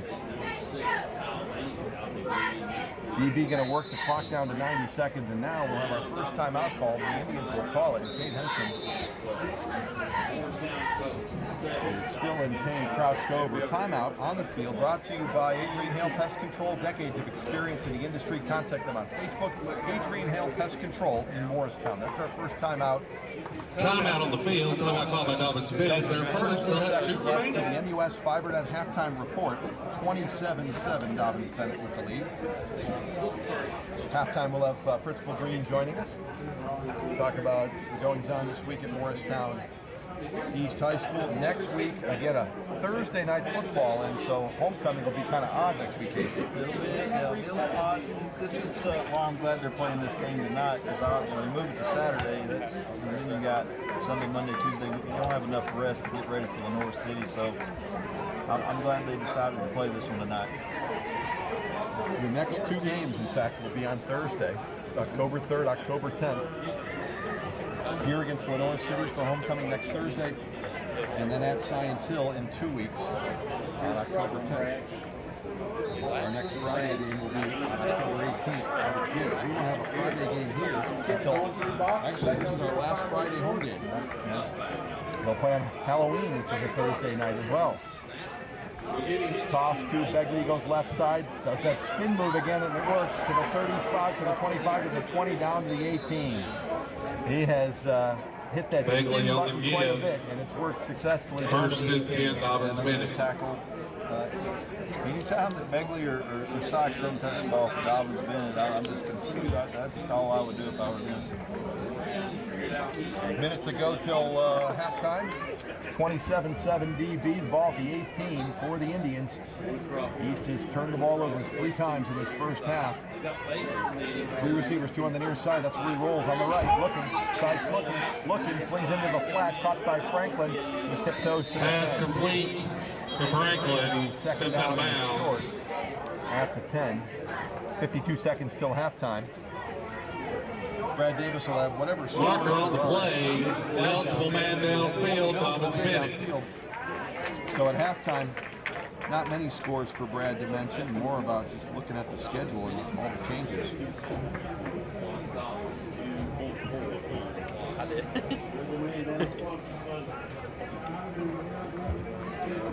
I read that back one. An eligible man downfield wipes out that play that had him down to the 10. It would have been 2nd and 2 at the 10. Instead, it's back to the 23 of East High, 1st and 15.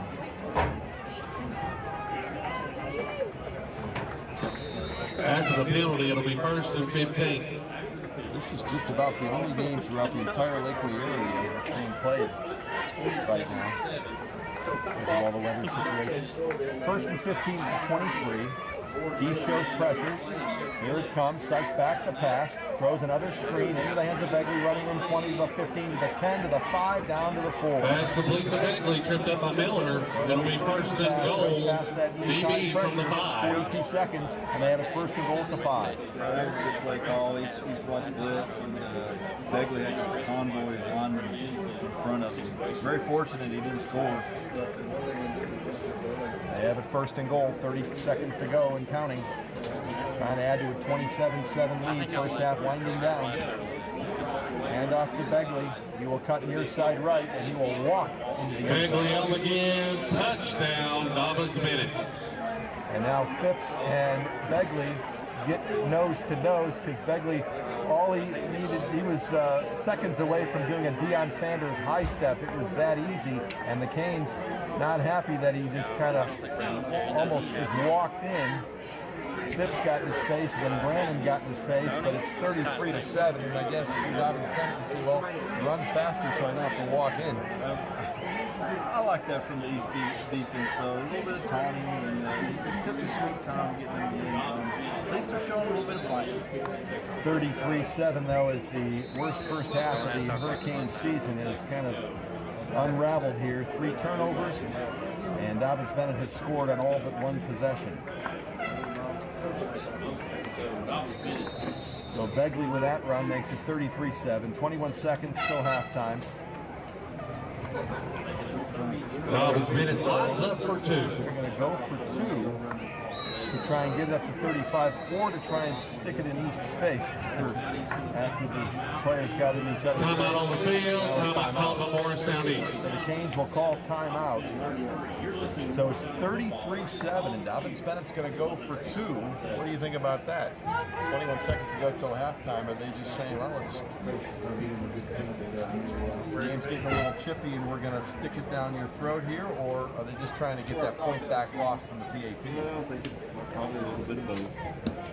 Just the extra point last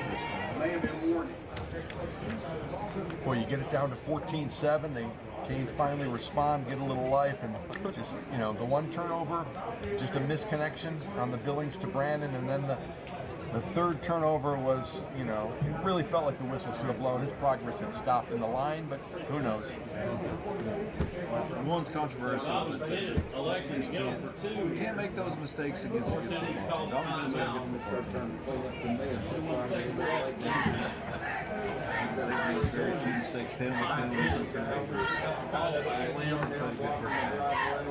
33-7 DB, and they're going to go for 2 with 21 seconds left until halftime of the Rusty Wallace GMC Kia scoreboard. And East will get the ball after halftime and hopefully try and chip away at this big deficit, because East is a few points away from getting into a running clock situation in the third quarter.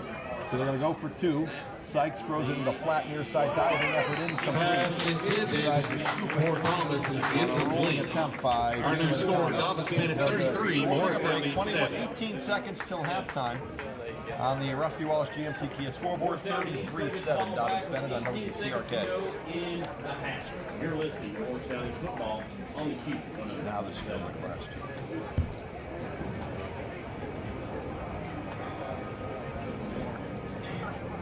First time I've not seen him respond.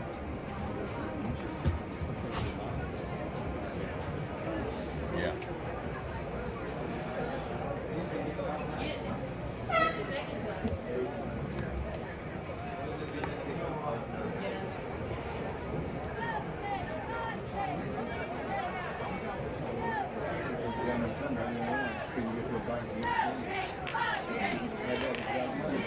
Justin Combs down on the field, Bryce Cusick, Telford Reimer. We got Brad Creech up here in the press box running the clock. We got Casey Sullivan here. Is that the whole basketball staff?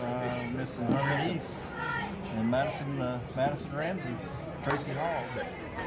Basketball staff has this game covered tonight. 33-7, unfortunately, Dobyns-Bennett with the lead. Bryce Epps on the field, sent DB. Didn't play East basketball last year. Lucky for the Indians, they would have been smoked. Exactly. Kickoff will go out of bounds. Walker on the play. Skip out of bounds, so it's going to be a legal procedure on the kick, and East will have it for 18 seconds till halftime. 33-7. Illegal procedure on Dobyns-Bennett. Kickoff going out of bounds. Bryce, if you had to nail one play that this first half kind of unraveled, what do you have to point to as the one play that really kind of the game kind of in this first half slipped away from the Canes? It'll be 1st and 10. Morristown East from the 35. 1st and 10 are all brought to you by FiberNet. I hope it wasn't us. Yeah, back-to-back, stacking those back-to-back really. And DB, obviously, well-schooled. They seem to know when the blitz is coming. They've screened past their way past it. Billings back to pass near the end of this first half. 33-7. Billings runs to the far side, flings it to the middle of the field. Nope, throws it out of bounds. Billings throws it away. Back across his pocket. 2nd and 10. He'll toss it out of bounds. 9 seconds to go till halftime. 33-7. Bryce Epps down on the field, brought to you by Titan Electric. We still need an A1 equipment rental player of the game to emerge. Hard to find one that's 33-7. Let's see if East can't respond and make this a game in the second half. 9 seconds. East has it 2nd and 10 at their own 35, moving right to left. Seconds away from the MUS FiberNet halftime report. We'll talk with Principal Green. Brad Davis will have just a look at really the schedule coming up as Billings will be sacked to end the half. Billings sacked on the play. 3 white jerseys. Helmet to helmet. And Dobyns-Bennett Timeout will Morristown call East. timeout. So timeout on the field. Billings slow to get up as he took a There's helmet. second left, 1 remaining. Tyree Thomas and not flagged. Timeout brought to you by Adrian Hale Pest Control. If you need termite inspections or home pest removal work done, Adrian Hale Pest Control, the locally owned company to call at 581-3828. Here are the scores that we actually have.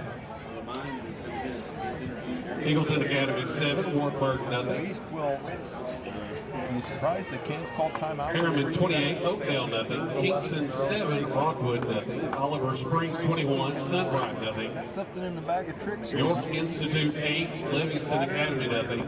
Saudi Daisy 13, Hickson 7, Loudon 35, Sequoia nothing. Meigs County 14, Chattanooga Central 7, Oak Ridge 21, Clifton 14, Signal Mountain 31, Lookout Valley nothing. East Hamilton 24, Howard nothing. Balls tomorrow. Mid County 3, Ottawa nothing. Monday here on WCR. Ray County 6, Walker Valley nothing. 7:30 kickoff down in Miami. It's 3rd down 11. So Billings final snap, back to pass, 3-man rush, will fling it deep up the near side right. He wants Green, and a collision of bodies at Pass the 30. intended for Green, ball's incomplete. That's the end of the first Halftime, and now half. Dobyns-Bennett's Zibby. With our score, Dobyns-Bennett 33, Morristown East 7. Ladies and gentlemen, halftime. Bouncing off the field. And now look at, we got another one. Noah Raines is waving all There's over. a marker way after the play. For being a knucklehead. He stood in the middle of the field and waved at the Hurricanes. And Joey Christian will no doubt be embarrassed that he saw his junior Noah Raines look like a fool at the end of the half. But Dobyns-Bennett has 33 points on the scoreboard. East High has 7. We'll go to the MUS FiberNet halftime report. East will benefit from that 15-yarder on the opening kickoff to start the second half. But a tough first half. Randy Green will join us, East High principal. Brad Davis will be back at the studio. MUS FiberNet halftime report begins with a 33-7. East High trails Dobyns-Bennett. Morristown East would like to thank On the rest of all Rehab the Group GMC of Kia Morristown for scoreboard providing on the sports WCR medicine services for our student athletes for over 20 years. Rehab Group is the long-standing provider of sports medicine services for all Morristown high schools and middle schools, as well as Walter State Community College. They have established the award-winning sports medicine programs currently in place in Hamlin County and have provided world-class care for area athletes practice for over 20 years. Whether you are an elite athlete, a weekend warrior, or simply working to stay in shape, Rehab Group is your source for top-level injury care. Don't settle for anything less than proven expertise of the area sports medicine authority. Rehab Group, raising the standard. My best. Some of the shots have been so bad because I just turned them on my phone. Like I already know how to do it. We'll have an interview. You see me early going. Stop.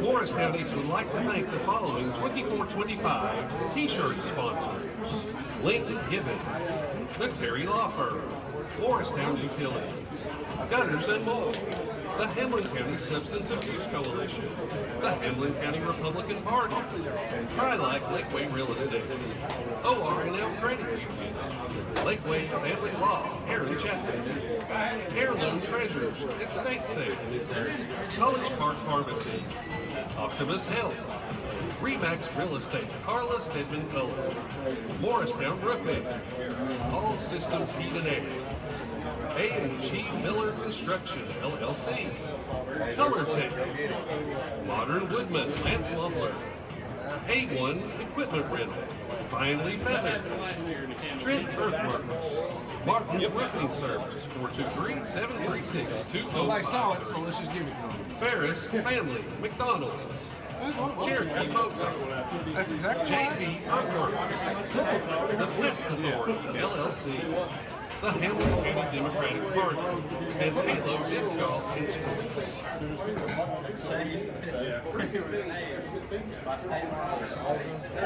Gotta wait for the man to get there. Does anybody have a roster I can take a picture of real quick? I have one. Sorry? Alright, well, that was a cluster cuss. Oh my gosh. Let's just give them the football. Nobody saw a fumble because they came out with it and they sold it. Ladies and gentlemen, it's a great pride to be introduced to the Morristown East High School marching Hurricane Band for their 2024 field performance. The Hurricane Band has selected the theme Imaginarium by Randall Standridge. This journey into creativity begins with a vibrant, energetic opening that seamlessly transitions into the serene and dreamy atmosphere. But as dreams often do, the mood shifts dramatically with the introduction of dreaming and creativity, delving into the darker aspects of imagination. Captivating, tranquil, and exhilarating, Imaginarium masterfully explores the soaring heights and intense depths of human creativity. That's the problem. That's the problem. I never liked Altizer on trumpet, Poppy Atkins on flute, and Brianna Laguna on mellophone. The Morristown East student leaders for the 24-25 marching band are drum major Dorian Carpenter, band captain Michael Galvin, brass captain Malachi Brooks, woodwind captain Thursday, Owen, they wanted every percussion Saturday. captain Like Lane there's no Dalton, reason to do that. guard We'll captain blow out, I Jocelyn promise you. Harris, 'Cause I'm a music weather guy. I librarian know these Anthony Bean. Featured dancers are Callie Price, Jocelyn Harris, and Julia Clark. That's what I said. The It's Morristown gonna be a East beautiful marching night. hurricane staff I includes said- band director Brandon Okay, now let's start the game. assistant director of band Jacob Hicks, percussion instructor Matt Van Nelson, Joe Willineskin. Oh, and then Guard Brandon's instructor fumble. Jason First Franklin fumble. and Victoria Yeah. Bible. Every Woodwind break's going instructors against Dr. Kimberly Black. They fumble and pick it right up. Now we invite you to sit back, relax, and enjoy the Morristown East Marching Hurricane Band's 2024 field show, Imaginarium. School of Champions, and they have as many as 0 championships. I think their last championship was like Harry Truman. Yeah. But Casey, now it's only the 5th game I ever worked with Casey, but he's like, you can always tell when you get this and you start ripping on Morristown West. Like, I get mad. No, this is what happens when you're not playing against Cock County and Tennessee High. That's right. Usually we're 5A. Yeah. Oh, I wish we were 5A this year. Well, Severe's. Yeah. But Everybody else. You do 2 spots. Yeah. Host a playoff game. Exactly. Short halftime today. Band competition, is that still going on? Yeah, I think they've got one tomorrow. Okay. Homecoming, I'll ask you about just like next week. Anything else on mind? We've got grade cards are coming out supposedly on the 22nd. We got an open house coming up on October 17th. That's October 22nd. What did you say, open house? Yeah, October 22nd. Open house is the 17th. Oh, those are way down the line, right? Yeah, everything's right down. Trunk or treat is the 26th. I mean, it's most of our stuff right now is regular school. We got the alumni band with us tonight. We can talk about that. Yeah, cool. First time they've done that. So that's a scattering of, somebody from the class of 95 and the class of There were people here from the class in the 70s, and the one guy there from when I was here. So they're in there in the group? No. They're all over here. They're not in uniforms. They're all sitting there behind the drums for the most part. So now the game is Thursday, so Friday will be all the extra Friday is going to be the stuff.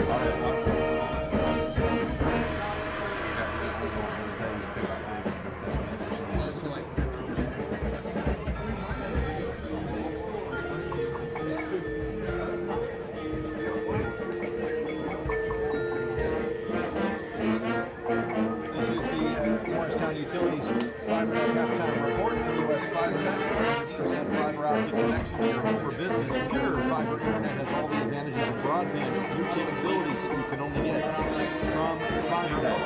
Well, unfortunately, Morristown East, once again, a sluggish start. This is not the team to have a sputtering start to, as they have taken advantage. Kingsport Dobyns-Bennett East has turned the ball over 3 times, and here at the half, it is DB 33, Morristown East 7. East will get the ball after halftime and try and find a spark and get back in this thing. We're joined by Morristown East High principal, Randy Green. Mr. Green, I know at some point in the slow start you come back to haunt you, and it has haunted the Canes tonight, down 14-0. Found a little life, got to 14-7, but a couple of miscues, a couple of calls that don't go your way, and Dobyns-Bennett's a quality team that takes it.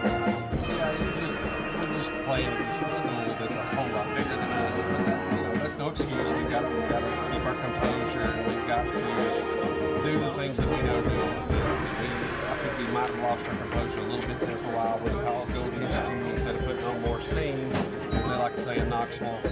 We kind of backed down a little bit. So Coach K's working hard, and he's doing the best that he can with what he's got, and these kids are giving it everything they've got. So I'm, still proud of them for what they're doing. And it's frustrating. Well, next Thursday, in fact, I was looking at the schedule. This is our last Friday home game. How strange is that? Next Thursday, October 3rd. The last one's on Halloween, October 31st, Westbridge. So our last Friday night in Fort Tony already. Yeah, it's crazy. I mean, and that's something that just wound up working against us with the schedule this year.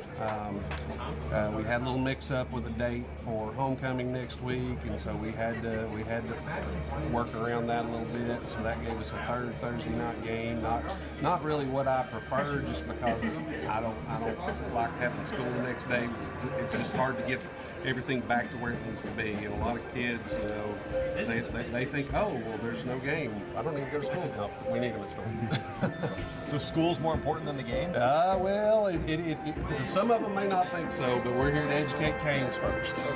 So Thursday night here against Lenora City for the homecoming game, and then what's Friday look like for the students for homecoming? Well, we're doing kind of something a little different this year for the first time. We're calling it the Hurricane Games. We've been having sign-ups in the cafeteria, and the kids can come do fun stuff. A lot of it is that normal homecoming stuff where you're competing for points for your grade level and all that kind of stuff. And we've been setting up for that, but it's just a little bit different because the game is you said on Thursday. We're going to do all this stuff on Friday. Hopefully that's another way to get the kids here to try to take advantage of that. So we're excited about it. Everybody, we've got our dress-up days next week, so everybody is ready for it and ready. So homecoming at the end of next week. You've got a lot of things going on in the month of October, but as far as tonight is concerned, a big night. The Morristown East Marching Band is out there right now. For some alumni who have a history with the Morristown East High Band as well tonight. Yes, myself back in the day. I'm proud to say we've had our first attempt to create a Hurricane Band Alumni Association. So they we've got a good 20 to 30 people extra with us. We've got people all the way to the class of the 70s, and there's a guy from when I was here from '93 that's in there, and then several that just graduated a few years ago. So they played the anthem and the alma mater with the kids. They're going to play with the alma mater at the end of the game. They're actually going to let me conduct it, so I'm kind of geeked out about that myself a little bit. Just go back to the music side for a minute. But, we're proud of it. We're proud of what the band's trying to build. It's harder to get kids in band these days unless you're at a school like Dobyns-Bennett or Science Hill. Everybody knows about them because of student schedules. So, and what they had to get done during the week, during the semester, I should say, to improve their education situation and things like that. So we're excited to have those extra help with us tonight because it was great. Mr. Kelly does a good job with their kids, and I'm proud of them. Are they going off to a competition tomorrow? Yes, they have their first one of the year tomorrow. I don't quite remember where it is, but it's going to be a good thing for them. I remember back in my day, that was always what we looked forward to. Was going and sitting comparing ourselves with other people, and this is how they do it. So we're excited for that. Unfortunately, the very talented speech and debate team had their competition for tomorrow. They were going to head to Saudi Daisy, but I know that's been canceled. Gabby Wexler every year has students that go to the Nationals. 2 years ago was Phoenix. Last year, this past summer was Iowa. So Gabby's doing a great job with speech and debate and forensics, and they'll start competing in the next few weekends. So she's done a great job with her tenure. Yes, she was a great. She wasn't here when I was teaching. We had some different people here, but she has done a great job. She's a very vital member of our faculty and staff. She's got a program that sells itself, which is what we have to do in fine arts. As a former fine arts teacher, you have to build it yourself. You kind of have to make it take care of itself. And she's got kids that are selling the program, doing a great job of that. We're certainly proud of them and what all they do. I also want to shout out, as I mentioned last week, Dora Kelly writes the Hurricane Watch and the Tribune every Saturday. She mentioned last week Ainsley Bean accomplished the exceptional feat of becoming a National Merit semi-finalist. What does it take to become a National Merit Scholar? I mean, that's a pretty rare feat. Well, there's testing involved, and she's the only one in the county. We're certainly proud of that. She is a very, very bright candidate. I'll just tell you right now, wonderful parents, wonderful kids. Her sister also has won some awards lately that I'm not allowed to announce yet, but we're tickled to death about that. There's going to be a local newspaper article coming out about both of them pretty soon. We are excited and we're proud of what our kids are doing in the classroom and what our staff is working on each and every day. Yeah, so Ainsley, congrats to Ainsley Bean. She scored a 36 on the ACT. And again, congrats to Ainsley Bean, the National Merit semi-finalist. Final thoughts, Mr. Green, here as we head into the second half, down 33-7. Well, the big thing is we want to say we're certainly praying for everyone in Cobb County that's going through the flooding and all that stuff. The storm damage out there is certainly very serious. They're in our thoughts and prayers. Also, the people in our community that are dealing with power outages. We're thankful for those fans who came out tonight. We're thankful for those who are listening right here on CRK. Again, we're proud to have the band with us. The alumni band is homecoming 6 weeks. But as I like to say, I don't care what the scoreboard reads, it's still another great day to be a Hurricane. Thank you, buddy. This is the NUS FiberNet halftime report, 33-7. Dobyns-Bennett. NUS FiberNet provides a 100% fiber optic connection to your home or business. Pure fiber internet has all the advantages of broadband and speaking you can only get from FiberNet. 33-7. Dobyns-Bennett with the lead. 7-0 lead.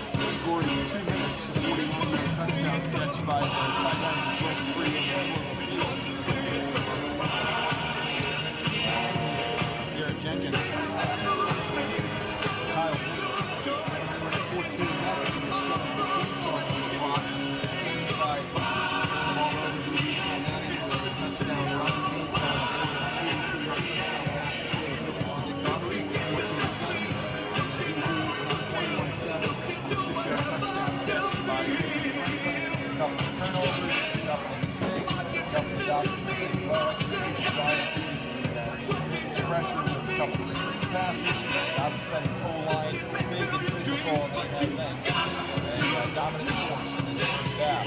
We'll take a break, come back, and have the second half as Morristown East trails at the half 33-7. They'll get the ball first. We start the quarter coming up on the CRK.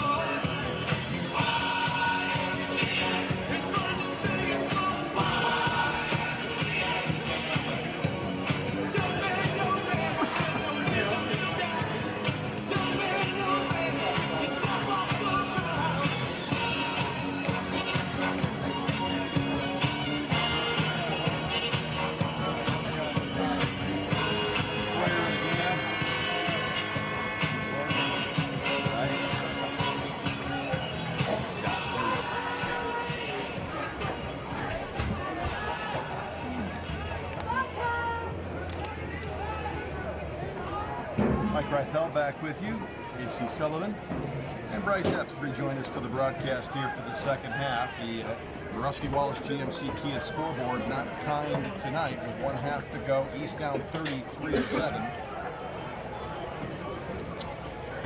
Hurricanes in the black jerseys, orange numbers, orange pants, black socks. DB white jerseys, gray pants with the crimson and white stripe down either side, crimson numbers for Dobyns-Bennett. They're 2-0, trying to get to 3-0 in conference.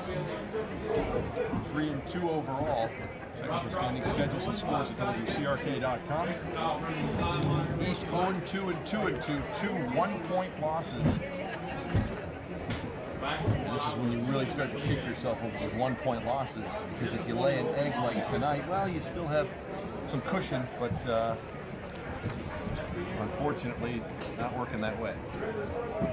Should have 2 conference wins. And a penalty right at the end of the first half. That's sportsmanlike conduct called on Dobyns-Bennett. Tonight, that slow start really coming back to burn the Canes. We'll see how they start. So they will be kicking from the 25. Dobyns-Bennett, after they were flagged for 15 yards for taunting at the end of the half, will kick off from their own 25. Used to go right to left. Good field position here as West and Green stand at about the 25 of the Canes. Cooper McLean will boot it away as we start this second half. Thank you to Brad Davis, our studio engineer. Bring our MUS FiberNet halftime report. Kickoff to West. Jason catches it at the 20 to the 25-year side left of the 30 to the 35. Jason West on the return. It'll be a first and 10 there. Way late as 2 players went nose to nose. Personal foul on somebody here. Let's see who they call it on. After the play, personal foul on Dobyns-Bennett. So again, Billy Christian's team doing foolish things up 33-7. After the penalty, it'll be first and 10 Morristown East from midfield. I don't know if East can come back and win this. I mean, it's going to be tough, but I'm sure Coach K gave them an earful at halftime. let's use this second half. Let's build. Let's do some things. Let's come out with some intensity and build on and work on getting better for the next game. And the next game 6 days away, home against Lenore City next week. And the keeper for Billings at the near side. There's white jerseys everywhere, and he is crushed after a loss of 5. Green on the keeper. Noah Raines, for a loss. who got that 15-yarder at the end of the half for taunting, makes the stop there. Loss of 4 on the play.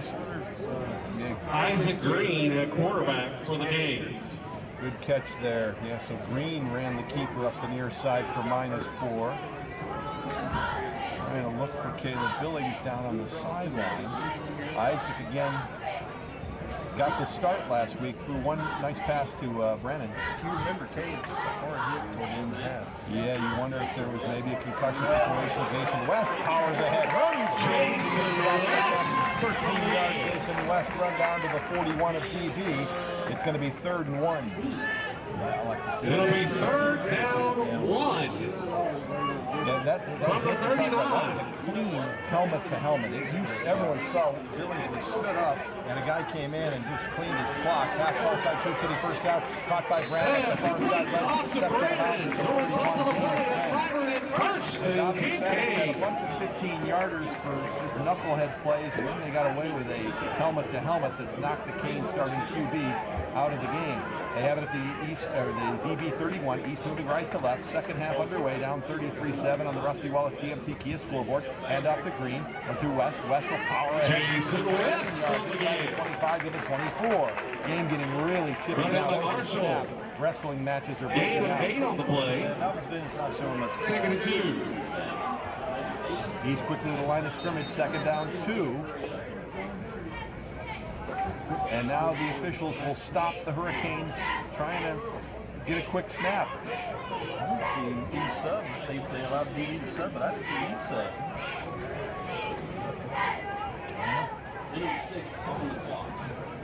Ball to 24, right to left in the Canes, 2nd and 3. Now they'll let the Hurricanes snap the ball. Play action, pass far side. It is incomplete. Brandon would have been cleaned up quickly by Newman, who read that pass. Intended for Brandon, incomplete. It's 3rd down. 33-7, Dobyns-Bennett, East High driving to start the second half.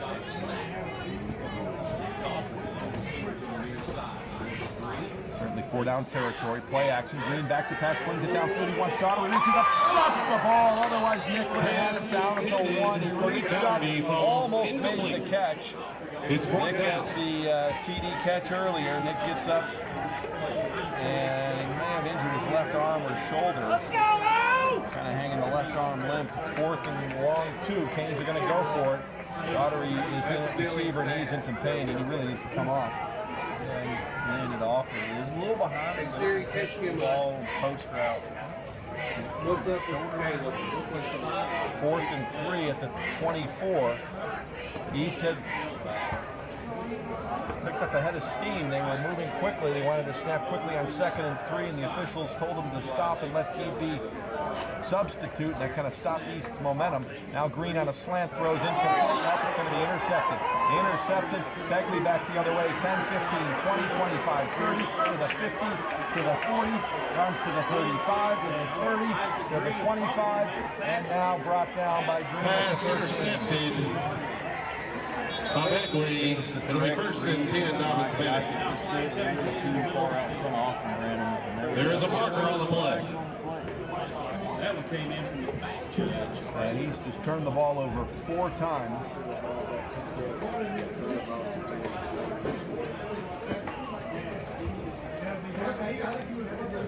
$9:30 to go, 3rd quarter. Now a discussion after the tackle was made. And now DB will try and go up by a margin that will allow a running clock. 33-7. This game East has turned the ball over 4 times. And Austin Brannon still standing on the other side of the line of scrimmage while his 10 teammates are Unsportsmanlike conduct. D-line. On Dobyns-Bennett. Dobyns-Bennett. Dead ball foul, personal foul. East High. Morristown East.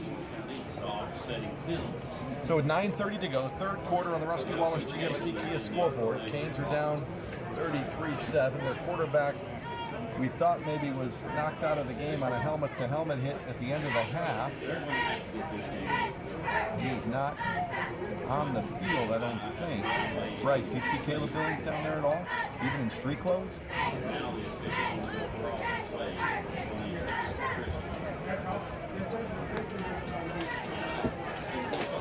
Took a shot from Tyree Thomas, helmet to helmet, that was not flagged, and that knocked Billings out of the game. Dobyns-Bennett continues to rack up the penalties on cheap shots and on running their mouth. 9:30 to go, third quarter. DB up 33-7. It's a DB program that isn't used to winning themselves. They only won 5 games last year, and then got bounced in the playoffs by Bearden 27-0. Got another pin. The microphone's not working. The official's trying to tell us something. A lot of dead ball fouls. They're putting the ball all the way back to where the pick return started, which is about the 10. He took it all the way to the 34. It looks like they're going to step off a penalty back to 34. So instead of DB being inside the red zone, they're all the way back buried in their own end. Still 33-7 DB. East, 4 turnovers. It will be Dobyns-Bennett It's got football. 4th and 2, and I think at that point, Back at the 19, where it'll be 1st and 10 4th and DB. 2, tried a slant, misconnected, and turned into the pick. Yeah, Brandon had daylight. It was the right read by Isaac, just thinking a little too far. Maybe intercepted it. So DB will take over with the ball at their own 18 after all those flags were thrown.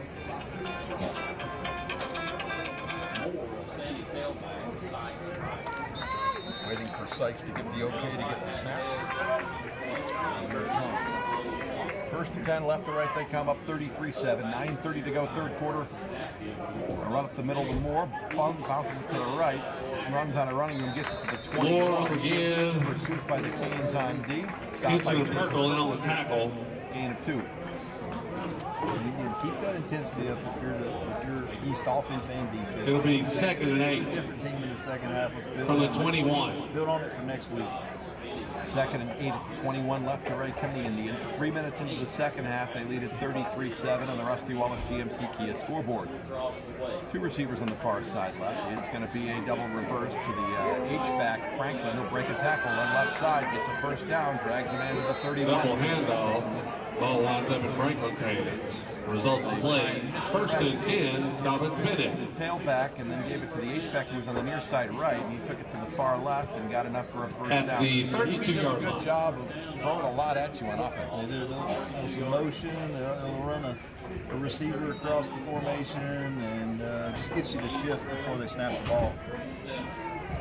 So they get it to the 32, first down, left to right they come, 8:25 to go, third quarter, 33-7, Dobyns-Bennett East, a -4 in the turnover category. They need one desperately here. Back to pass Sykes, pocket collapses, he rolls left side, he will power ahead for 2 yards to the 35. Brought down Brought down by Lawson. Lawson, gain of 2. It'll be 3rd down, Ball at the 35. 7.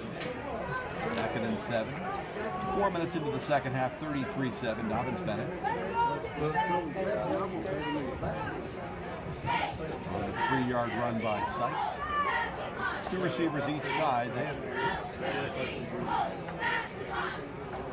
Most teams go 3 wide and 4 wide. DB's kind of old-fashioned, right? Yeah, 2 wide outs.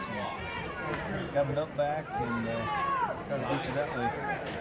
2nd and 7 from 35. It's Moore up the middle. Moore will power his way for a couple. Spun down, fumbles the football, but it looks like another. No, it is a Hurricane recovery. Recovered by the Hurricane. Jacob Purple comes away with the ball. Moore got twisted awkwardly. The tailback, and he is slow to get off. He may have just got hurt, just kind of in such pain. Brought to you Let go of by the ball. Operative. Got his right Timeout knee for twisted injured really player. badly. He's up now, but Injured player Jacob number Purple, the fumble 24. recovery. There's the turnover I was calling for. Moore. It's good field position. Let's put one in the end zone. East going to try and do it with their backup quarterback. It'll be first and 10 Morristown East from the 37. Still Green. We didn't see Caleb Billings. Remember, he took a helmet to helmet near the end of the first half. He didn't come out for the second half. It's going to be Isaac Green running the quarterback spot, and East takes over at the 37 after the fumble recovery by Jacob Perkins. 33-7 DB, 7:23 to go, third quarter on the Rusty Wallace GMC Kia scoreboard.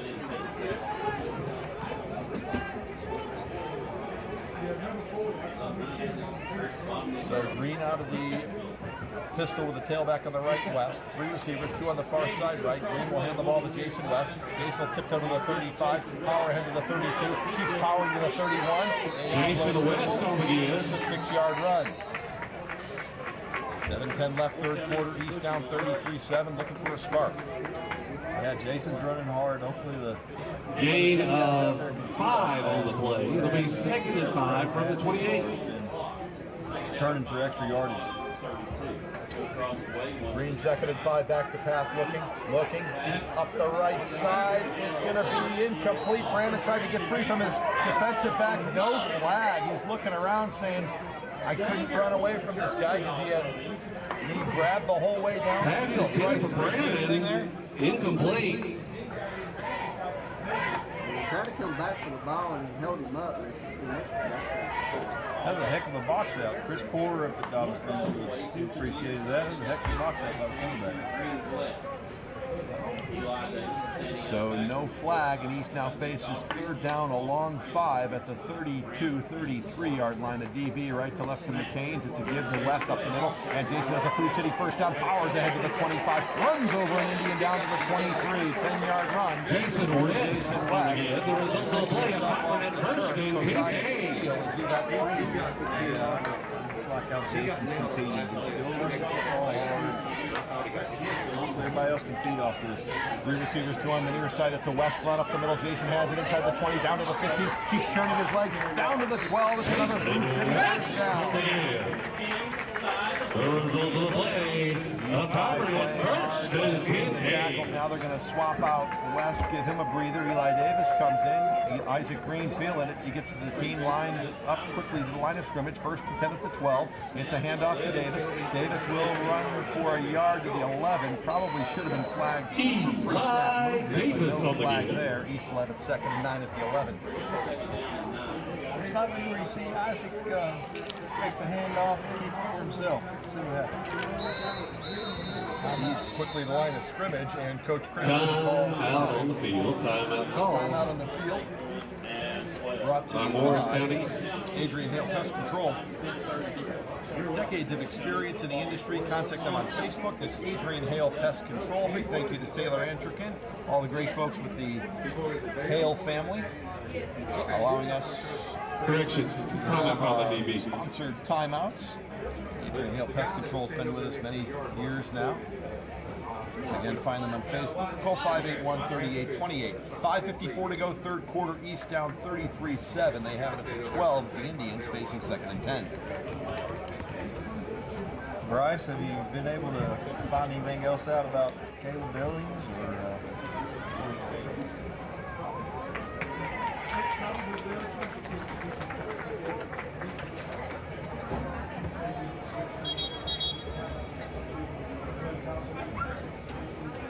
Cautionary after that helmet to helmet that he took at the end of the half. East has it at the 12, trying to punch it in here with Isaac Green. On the clock, Morristown was moving the football.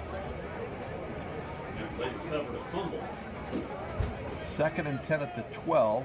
3 receivers, 2 on the near side, Daughtery and Brannon. Smith on the right. Brett's been quiet the last 2 weeks as they again seem to be putting their best quarterback on Brett after he racked up 218 yards in back-to-back games total against Hardin Valley and William Blunt.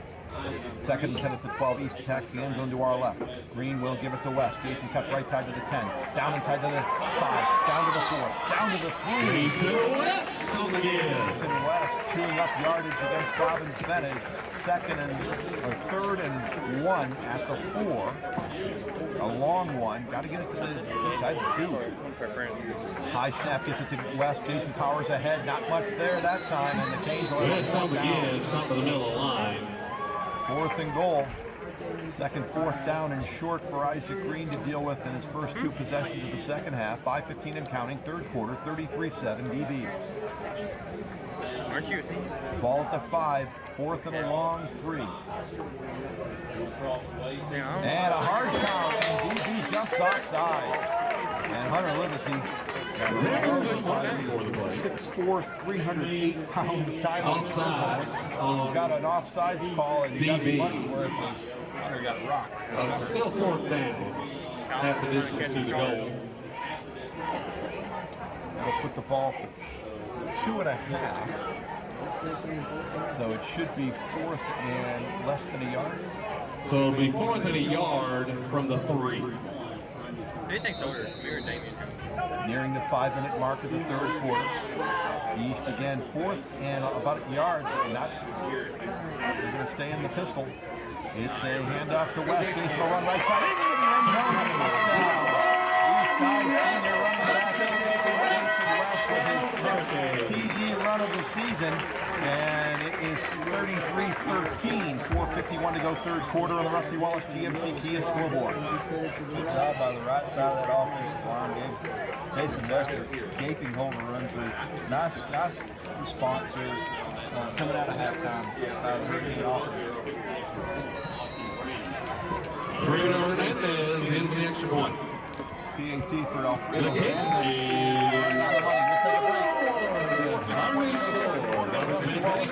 kick scoreboard 33-14. Dobyns-Bennett on WCRK.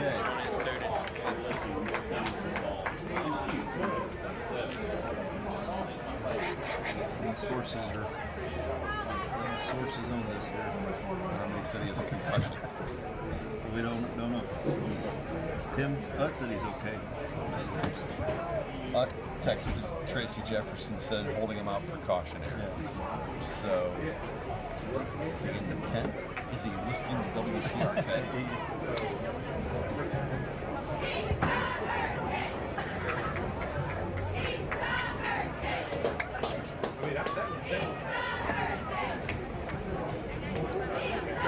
F these guys, onside kick.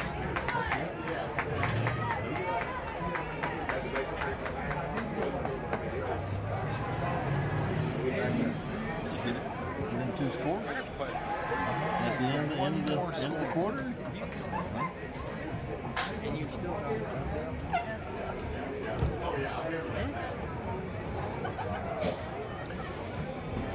In the post-game, we'll name the Napa Auto Parts play of the game. Stop by the Morristown Napa Auto Parts location at 530 East Main Street. Bruno Hernandez, the kick formation. 4:51 to go third quarter on the Rusty Wallace GMC Kia scoreboard. Mike Ripel, Casey Sullivan, and Bryce F. with you from Burke Tony. Left to right come the Indians from the 10 to the 15 to the 20. Franklin to the 25 to the 30 to the 31. So East High turns a fumble recovery into a touchdown. A Jason West 3-yard run. Back within 19 points. 4 to go third quarter. We saw the backup tailback who gets a lot of carries, Cordray Moore, injured his right knee, and that led to his fumble, so he's probably done for the night, judging by how he reacted, so a lot more Tegan Begley.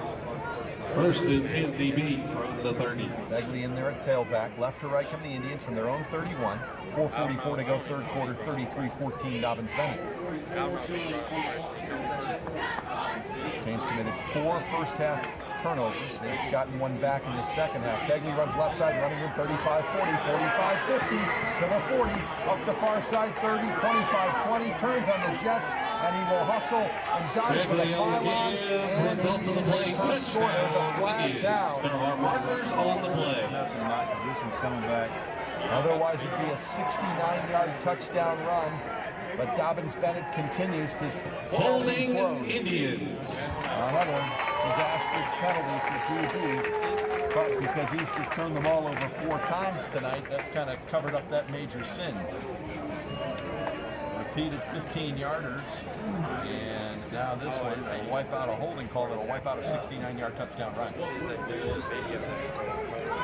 So with 4:30 to go, third quarter, fortunately, we'll watch DB backpedal. After the penalty, it'll be first and 16. First and 15. Again, we're with you next Thursday, home against Lenore City. Back-to-back Thursdays, home Lenore City at Science Hill, and then 2 Friday games at Gibbs, at Campbell County, and then Halloween, another Thursday night here. Again, this is our last Friday night football game at Burke Tony. Left to right comes DB, first and 16 from their own 25. It is a handoff, and a third-string tailback, Emmett Starnes, a 10th grader, goes nowhere. Cat Eason caught him from behind. Starnes on the give, brought down by Cameron Eason. He calls Begley ran a long way there for the touchdown. I'm sure he's a little gassed, so he gets out a few plays. Helps the East defense. Emmett Starnes listed at 6'1", 145. Second down and 15 from their own 26. DB moving left to right. 4 minutes to go, third quarter. 33-14 Indians on the Rusty Wallace GMC Kia scoreboard. Seitz will send a man in motion from left to right, and it's another run for the young tailback. He'll dart ahead forward. He gets a chunk of yardage here. 35, about 10 yards there for the freshman. It'll be third down. Stopped by Fitz. Third and 5. Huge down here. Trying to get back in it. Last time East beat DB 11 years ago. DB blew a 17-point lead here at halftime. They led by 26 here tonight. Right now lead it by 19. 3:20 to go, third quarter. Third and 5 from their own 36. Hard count, East jumps offside. My goodness. So third and 6, third and 1.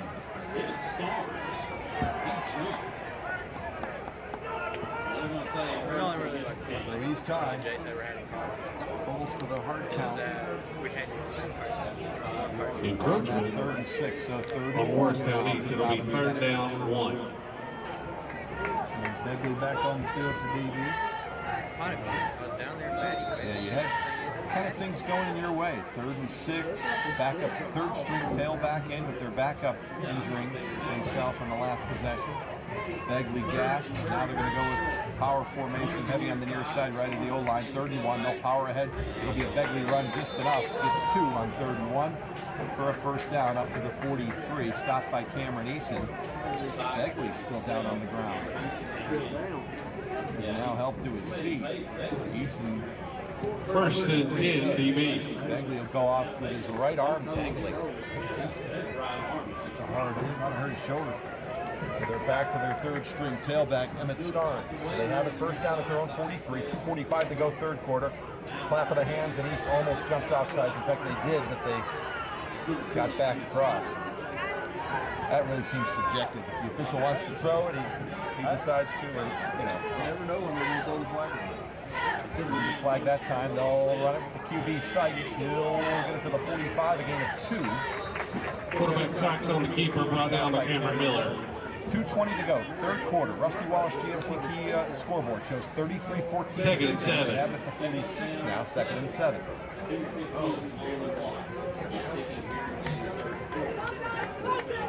Dobyns-Bennett. 2,100 students, so they just keep cycling in new players. Second and 7 at the 46. It's a run for the tiny tailback as he goes far side left and powering for a first down. First and 10, Dobyns-Bennett. To the East High 45. Yeah, Dobyns-Bennett just doing a good job sealing the edge, letting the tailback get outside of the sidelines. He's got to do a better job of turning him back to the middle. Stays down at the East 45, and another first down run for Emmett Starnes. Starnes stays in a tailback for Begley, who exited the game with a right arm injury on the last snap, or 2 snaps ago. 90 seconds to go to the fourth quarter. DB trying to chew up clock. Now they're going to throw it to the out route, comeback route actually, and it's an incomplete. Ball scooped up at the 37. We're going to 8-yard gain instead, incomplete to Franklin on the far side. It'll be second and 10 minutes 45. This coverage by R.J. Lawson. Not getting beat deep, making the receiver come back. Sox just a little off on the field. Skipped it in low. Second down, 10 at the East 45. A minute 22 to go till the fourth quarter. Bryce steps down on the field, brought to you by Titan Electric.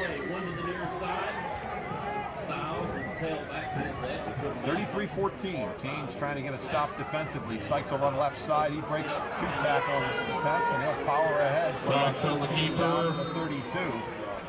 East D looking a little bit gassed. First and 10, DB. Timeout brought to you by Adrian Hale. Canes not using it. Yeah, they wrap Sox up there. We've seen this concept from DB a lot. They send the receiver in motion and then they'll run the opposite side from the motion receiver. And they've let the ball carrier get outside twice.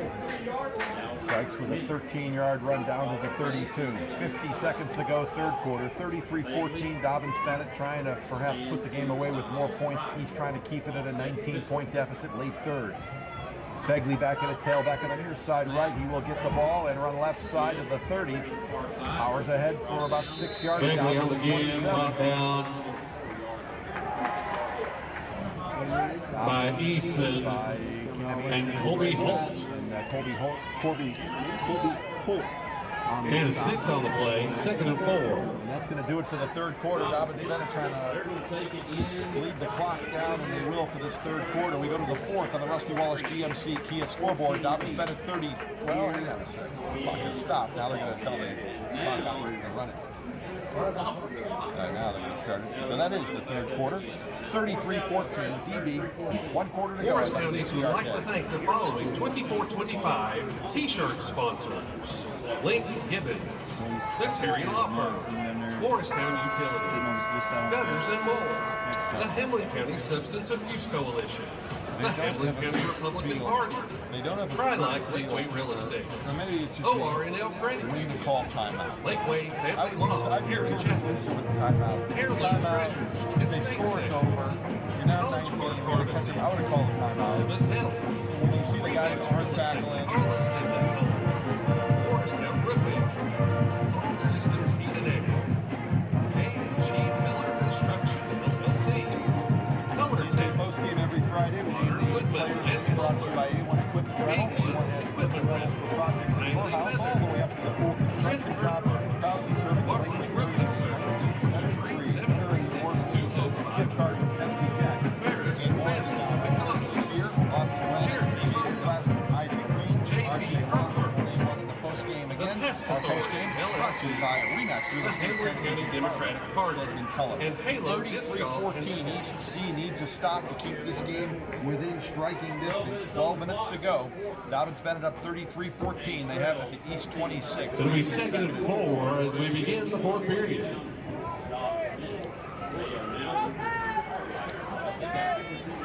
Yeah, and this looks like the drive DB had before the end of the first half. Nothing fancy, nothing cute. Just running the football, moving the chains, trying to run the clock out. Yeah, when their offensive line decides to dominate, they can do it. And in fact, they did that against Jeffersontown fairly. Beat them by 23 points. They run to the near side left, not much there. So he seals the edge of the near side left and right side of the D. And they stop it. Or actually, Begley got the ball. And he's slow to get up, playing through some pain. They got it down to the 24 on that run. It's 3rd down and 2. 3rd down 2. Begley gets the ass, sitting slow to get up. At the 29. My guess is this will be let Sykes run the football, maybe roll him out. I don't think Begley wants the ball. They'll be at Elizabethton next week, so a tough one for Dobyns-Bennett next Friday. East to be here next Thursday hosting Lenore City on homecoming night. 3rd down and 2 at the 24, just underway 4th quarter. 33-14 Indians. Play action, Sykes back to pass, looking, deep downfield, end zone incomplete. Pass intended for Wyndham, Lawson incomplete.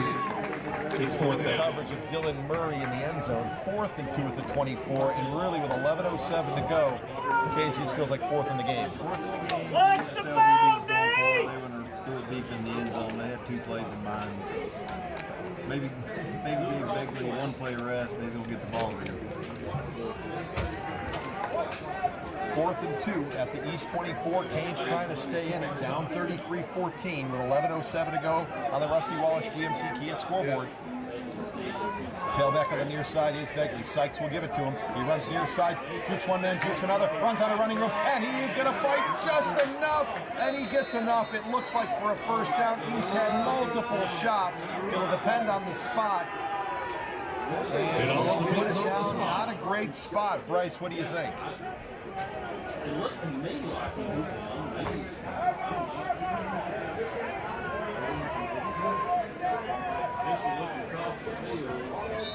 They're going to put down the sticks, so all the pressure's on Justin Combs and Bryce Cusick, Casey. Ladies, you might want to check your pockets and make sure you have not left your phone in the restroom. Like you said, you can identify it. chances of stopping my line of scrimmage just didn't wrap up. We have it up here in the press box. He's out. Bryce Epps believes it's enough for a first down. You sticking with that call, Bryce? Yes, except this time it's a mess. Here come the East High basketball coaches. Going to stretch out the chains. Come on, Cusick. Stretch it out. Back the other way, yard. They stretch it out, and it is enough for a first down. First and 10, So they have DB. East 22. Levi Gray, you have dropped your fishing license. The officers have it at the back gate. The Rusty Wallace GMC Kia scoreboard. Levi Gray. Credit to Begley. He had to fight through one attempt, spun around, a second attempt, spun around, a third attempt. Then he hit his knee on the ground right at the marker. He kept those legs churning and moving, and it paid off. He'll be one of the better senior running backs next year. Just a junior, Tegan Begley. Good size, 6'2", 184.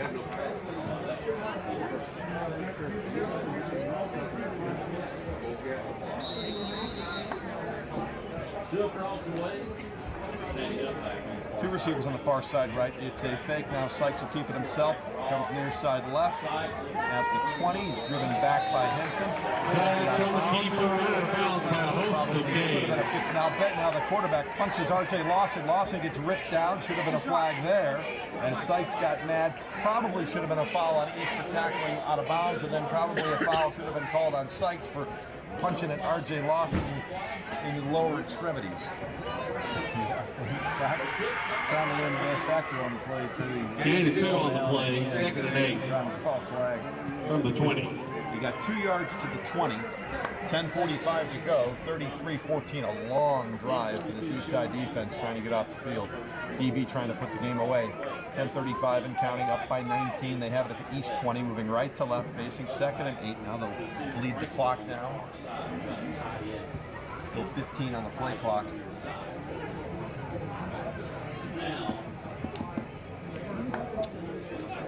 Down to 7, 6, 5. Now they'll snap it. Hand off to Begley. Runs right side. Has all kinds of running room now. Begley, 20 down to the 17. Run down the middle. Line has done such a good job on some of these. It'll be third down. That Begley literally walked in the end zone on a touchdown run.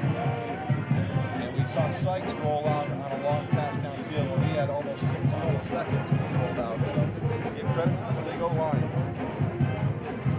Time, Begley rolled to the right side. He can kind of pick his slot that he wanted to run through. So for about 5. 3rd and 5 and 17. 3rd and 4th and 16 is where they spotted. Sykes will give it to Begley up the middle. Not much there this time. It's going to be another 4th down attempt for the team to try and get off the field. Good stop by Cameron Miller again. Begley on the gear. Down by a host of games. It's 4th down. Cameron Miller, another double-digit tackle night. 9:15 to go. 33-14. DB continues to methodically milk the clock, and now they'll face 4th and about 4 at the East 16. Yeah, you just see a lot of East defenders with their hands on their hips. You can tell they're wore out. That was good pursuit that time by Cam Miller. 6 foot.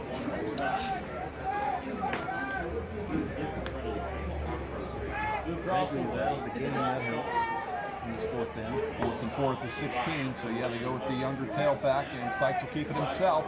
Fakes it, runs it, breaks the tackle, cuts to the right, and carries it all the way down to the 1, dives for the goal line, and give him the goal line touchdown.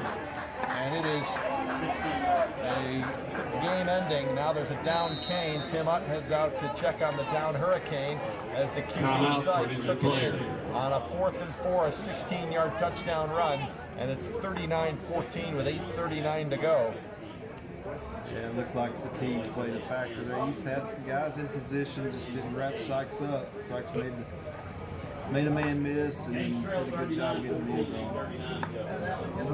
And yeah, that long drive really sapped the Canes of their energy, a lot of arm tackling, and on that last one, they had the backup, the 3rd-string tailback in, Emmett Starnes. You figure probably not going to give it to Starnes, and they didn't. Faked it to him. Sykes took it right side.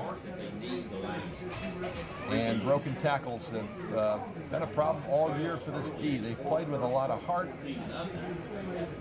kept the game close week after week, but you have to really criticize one main thing on defense this year in all 5 games, really. It's some bad tackling. Yeah, they've been undersized every game. They're clearly undersized tonight. Jefferson County, they were clearly undersized. But they play hard, and they try to make up for it with intensity. Just got to work on tackling a little better. Help to his feet, I Colton believe. Sexton, ladies and gentlemen. Is Colton Sexton, one of the many juniors on the D line for the Canes. The D line should be loaded next year. Colton Sexton, Braden Tyndall. You got your rising, well, next year he'll be a junior. Cam Eason. Move slow. Connor Collins, another 11th grader, same time at the goal line. So 39-14 with 8:39 to go. That'll put Line into the extra point. DB uncatchable at this point, up 25. He scores quickly and gets the ball quickly. Ethan Klein will try and hit the 40-point mark for the Indians. He'll pop that thing up. The kick. Pop it in. Let's go. Our new score. Dobyns-Bennett 40, Morristown 14.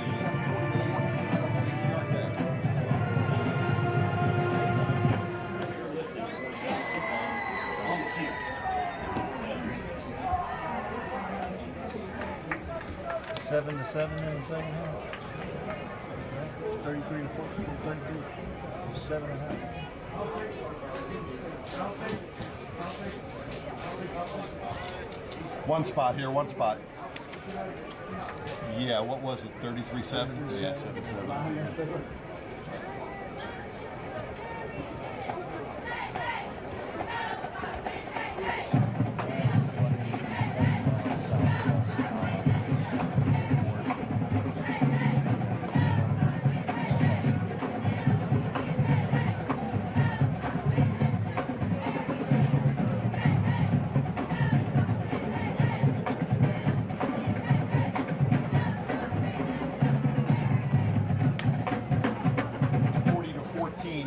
Trails, 8:34 to go. Canes dropped 0-3 in conference. DB trying to improve to 3-0, and Canes. The North City team coming in that is resting this week. This is their bye week. Left to right come the Hurricanes. Our side left,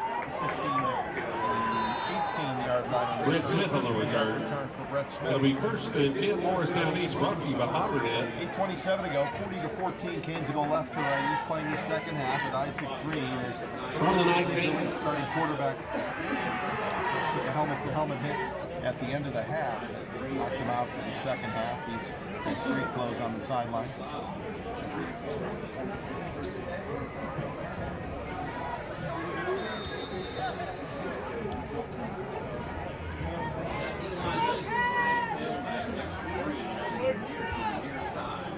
Canes will try and get something going from their own 18. Hand off to Eli Davis. Eli gets running room. Off and running with a 25, 30, 35 with a 40 up the near side. Eli powers to the 50. Eli all the way to the 47. I think surprised him in his feet. Got that big break going. Yeah, nice job by y'all. Good goal for Eli. And like you said, Eli ran away from a few defenders.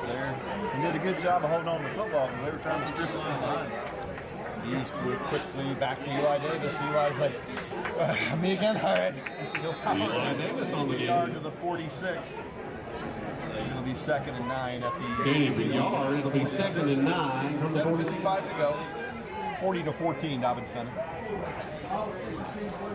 East quickly to the line of scrimmage. Isaac Green, tailback in his near right. That's still Eli. East 3 receivers, 2 on the near side right.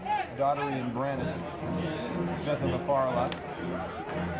Of course, with Isaac playing QB, you lose one of your better receivers. You can't go 4 wide, really.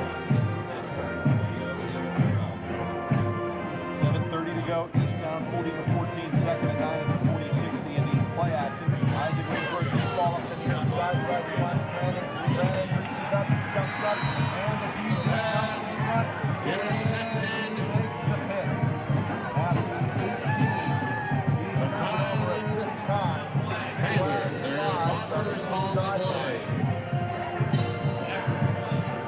That one, that's more on Austin Brandon not coming back and fighting for the ball. His body language hasn't been great the last couple of quarters. Brandon getting frustrated. Isaac just maybe took a little too much time to release it. I think Austin had a step, and then it was a little underthrown. He was underthrown. He's got to come back and fight for the ball. There have been moments where Austin Brandon he's getting frustrated. At times he's kind of showing up his teammates, and that's not what a leader does. That's not what we've seen in his 4 years. Yeah. Tough night for Austin, but he'll bounce back. And looks like a little bit of personal foul. Bryce, any ideas, Bryce, on the personal foul?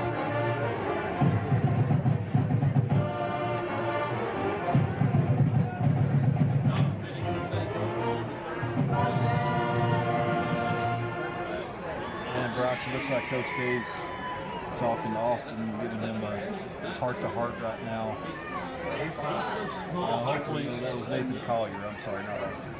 One of the messages to the officials would say, I would say, our starting quarterback's not in the game because we took a helmet-to-helmet on a play that you didn't flag.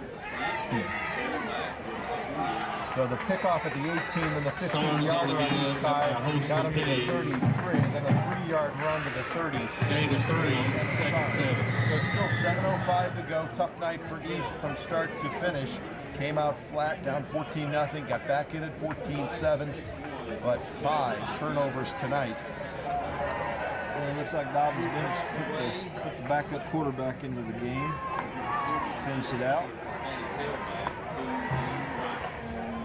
And they hard count, clap the hands, and East jumps off sides. Back up is Levi Chappell, the sophomore.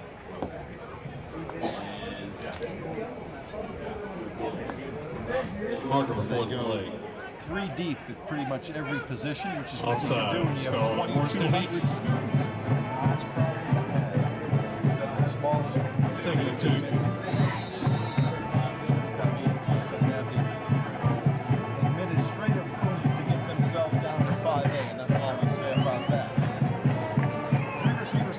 Side right to left of the Canes. They have it their own 41. 2nd down and 2.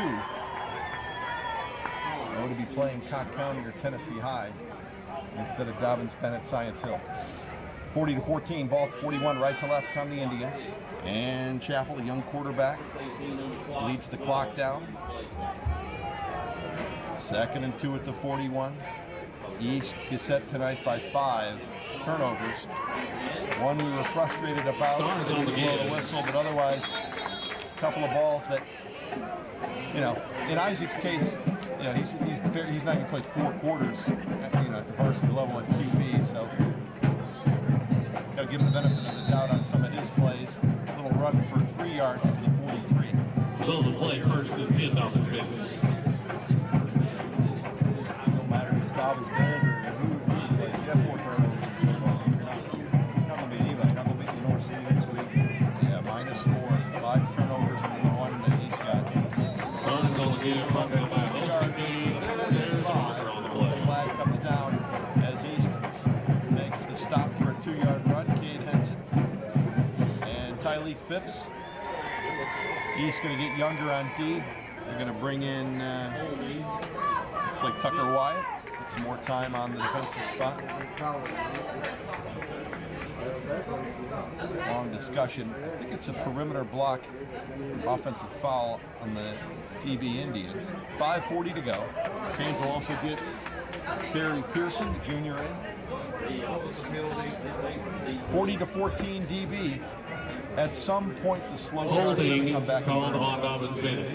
Even Hardin Valley, go back to Hardin Valley, which is East handled in the second half. They were down 10-0. First and 17 from the 35. It's been a reoccurring theme that you got to fix. Levi Chapel. Next week, by the way, Lenore City is going to come in at 3-2. They've won back-to-back games. Beat Campbell County last week 34-14. 5A program. I remember that was a winnable game last year, Mike. That was a close game down there in Lenore City. And that game was one of the chippier non-conference games that you'll see. There were a lot of flags, scrums, wrestling matches. Here's a run to the near side, not much there. A good open field tackle for Colby Holt. On the give. Colby Holt get on the Report stop. brought to you by Remax Real Estate 10 agent Carla Stedman Cullip. We have to name the Napa Auto Parts play of the game and the A1 equipment rental player of the game. Second and 16. Clock ticks From the down to 37. 40-14 DB. Both teams have scored 7 points in the second half. On the Rusty Wallace GMC Kia scoreboard. The young guy can't make a play in here. He continues to bring in some of the younger Hurricanes. With 4:20 to go, he's tied down by 26. Pre-snap penalty coming, I believe, on Dobyns-Bennett before they ran out of time. Delay game. The back of Levi Chapel took 1 second too long. Starting to look like the Cowboys Giants game last night. A lot of flags in that game. Yeah. Another young Hurricane coming in. Lucas Johns, a sophomore, moves into the linebacker spot.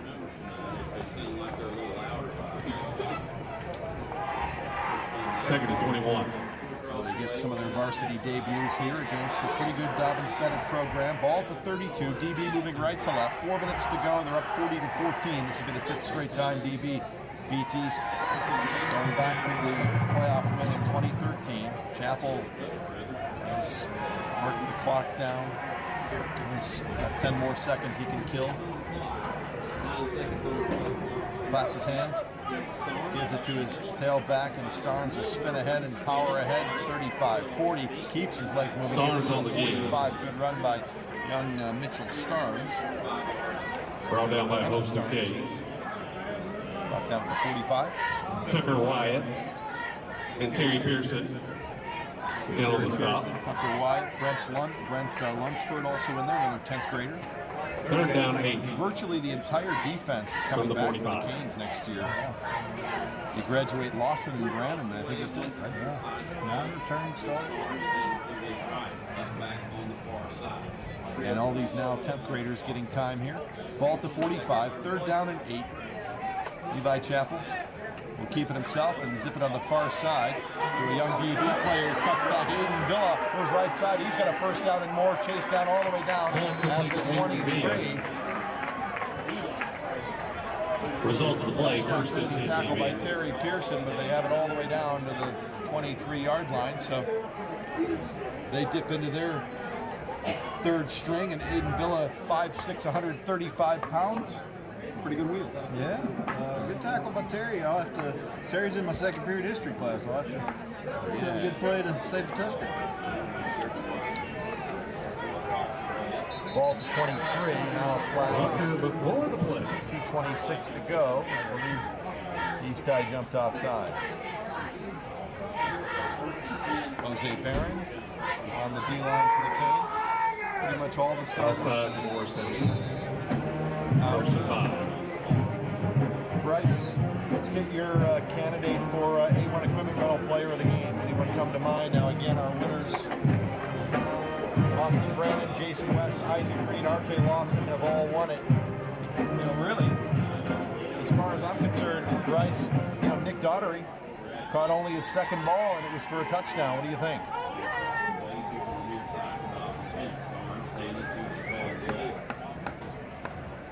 Yeah, a couple of young guys, good candidates there. Starnes will power right side off tackle down to the 15 to the 14 to bring up 3rd and short. 1:40 to go until we begin the postgame report, brought to you by Remax Real Estate 10 agent Carla Stedman. Call up if you're buying a house or selling a house in the Lakeway area. Let Carla show you how much the Lakeway area has to offer. Find her on Facebook. Call 581-8881. 90 seconds and counting. 40 to 14. Anybody else come to mind? Player of the game? Jason West ran the ball hard in the second half. That was the only one I think Ross didn't mention. Play clock, 14 seconds. Go 4 wide, 3 receivers near side, and run the ball to Starnes right side. He gets the edge to the 10 to the 5 to the pylon. On the game, touchdown, Dobyns-Bennett. 46-14 with 1:04 to go. So the DB backups score on the East High backups to make it 46-14. 1:04 to go. I think, you know, I asked Bryce what was the key moment that this kind of turned into a blowout. Really, you got it down to 14-7. That possession, you had to force a punt. And we didn't see DB punt all night. I didn't think about that. Being able to run the ball well. Kick's good. Got maybe around 300 We yards. scored Dobyns-Bennett 47, Morristown East 14. Let's take a break. 1:04 to go on the Rusty Wallace GMC Kia scoreboard.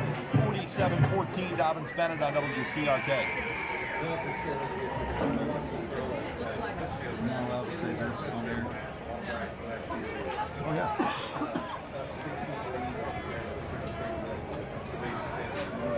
Man, we got 4 games, and I'm like, isn't this fun? It's not like last year when it was all blowouts. And now, now we get one. It's weird. It's ugly. Can you hear that? Yeah, a little. Little buzz? Yeah. Some feedback. Oh, that could be. Yeah, you feel plug. It's a short.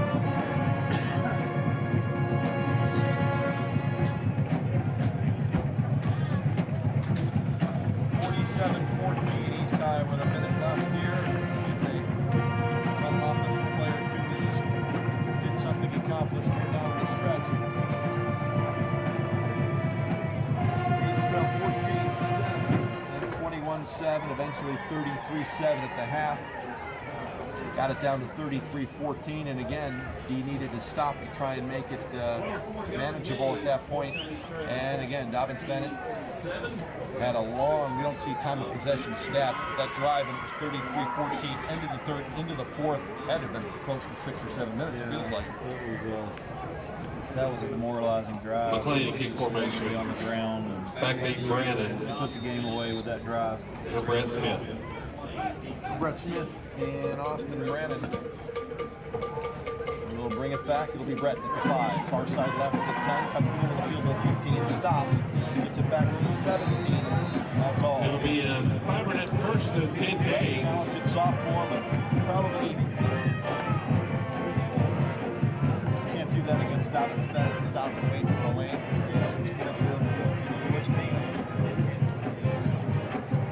So the Hurricanes, again, a short week to prepare for next Thursday's home matchup with North City. It's running clock, so they'll get one snap here. This is an incomplete pass, 47-14. Isaac Green played QB after halftime for Caleb Billings, knocked out with a Hurricane. Concussion for the Hurricanes starting to get ball. And it's going to be caught by a leaping Brett Smith at the 50.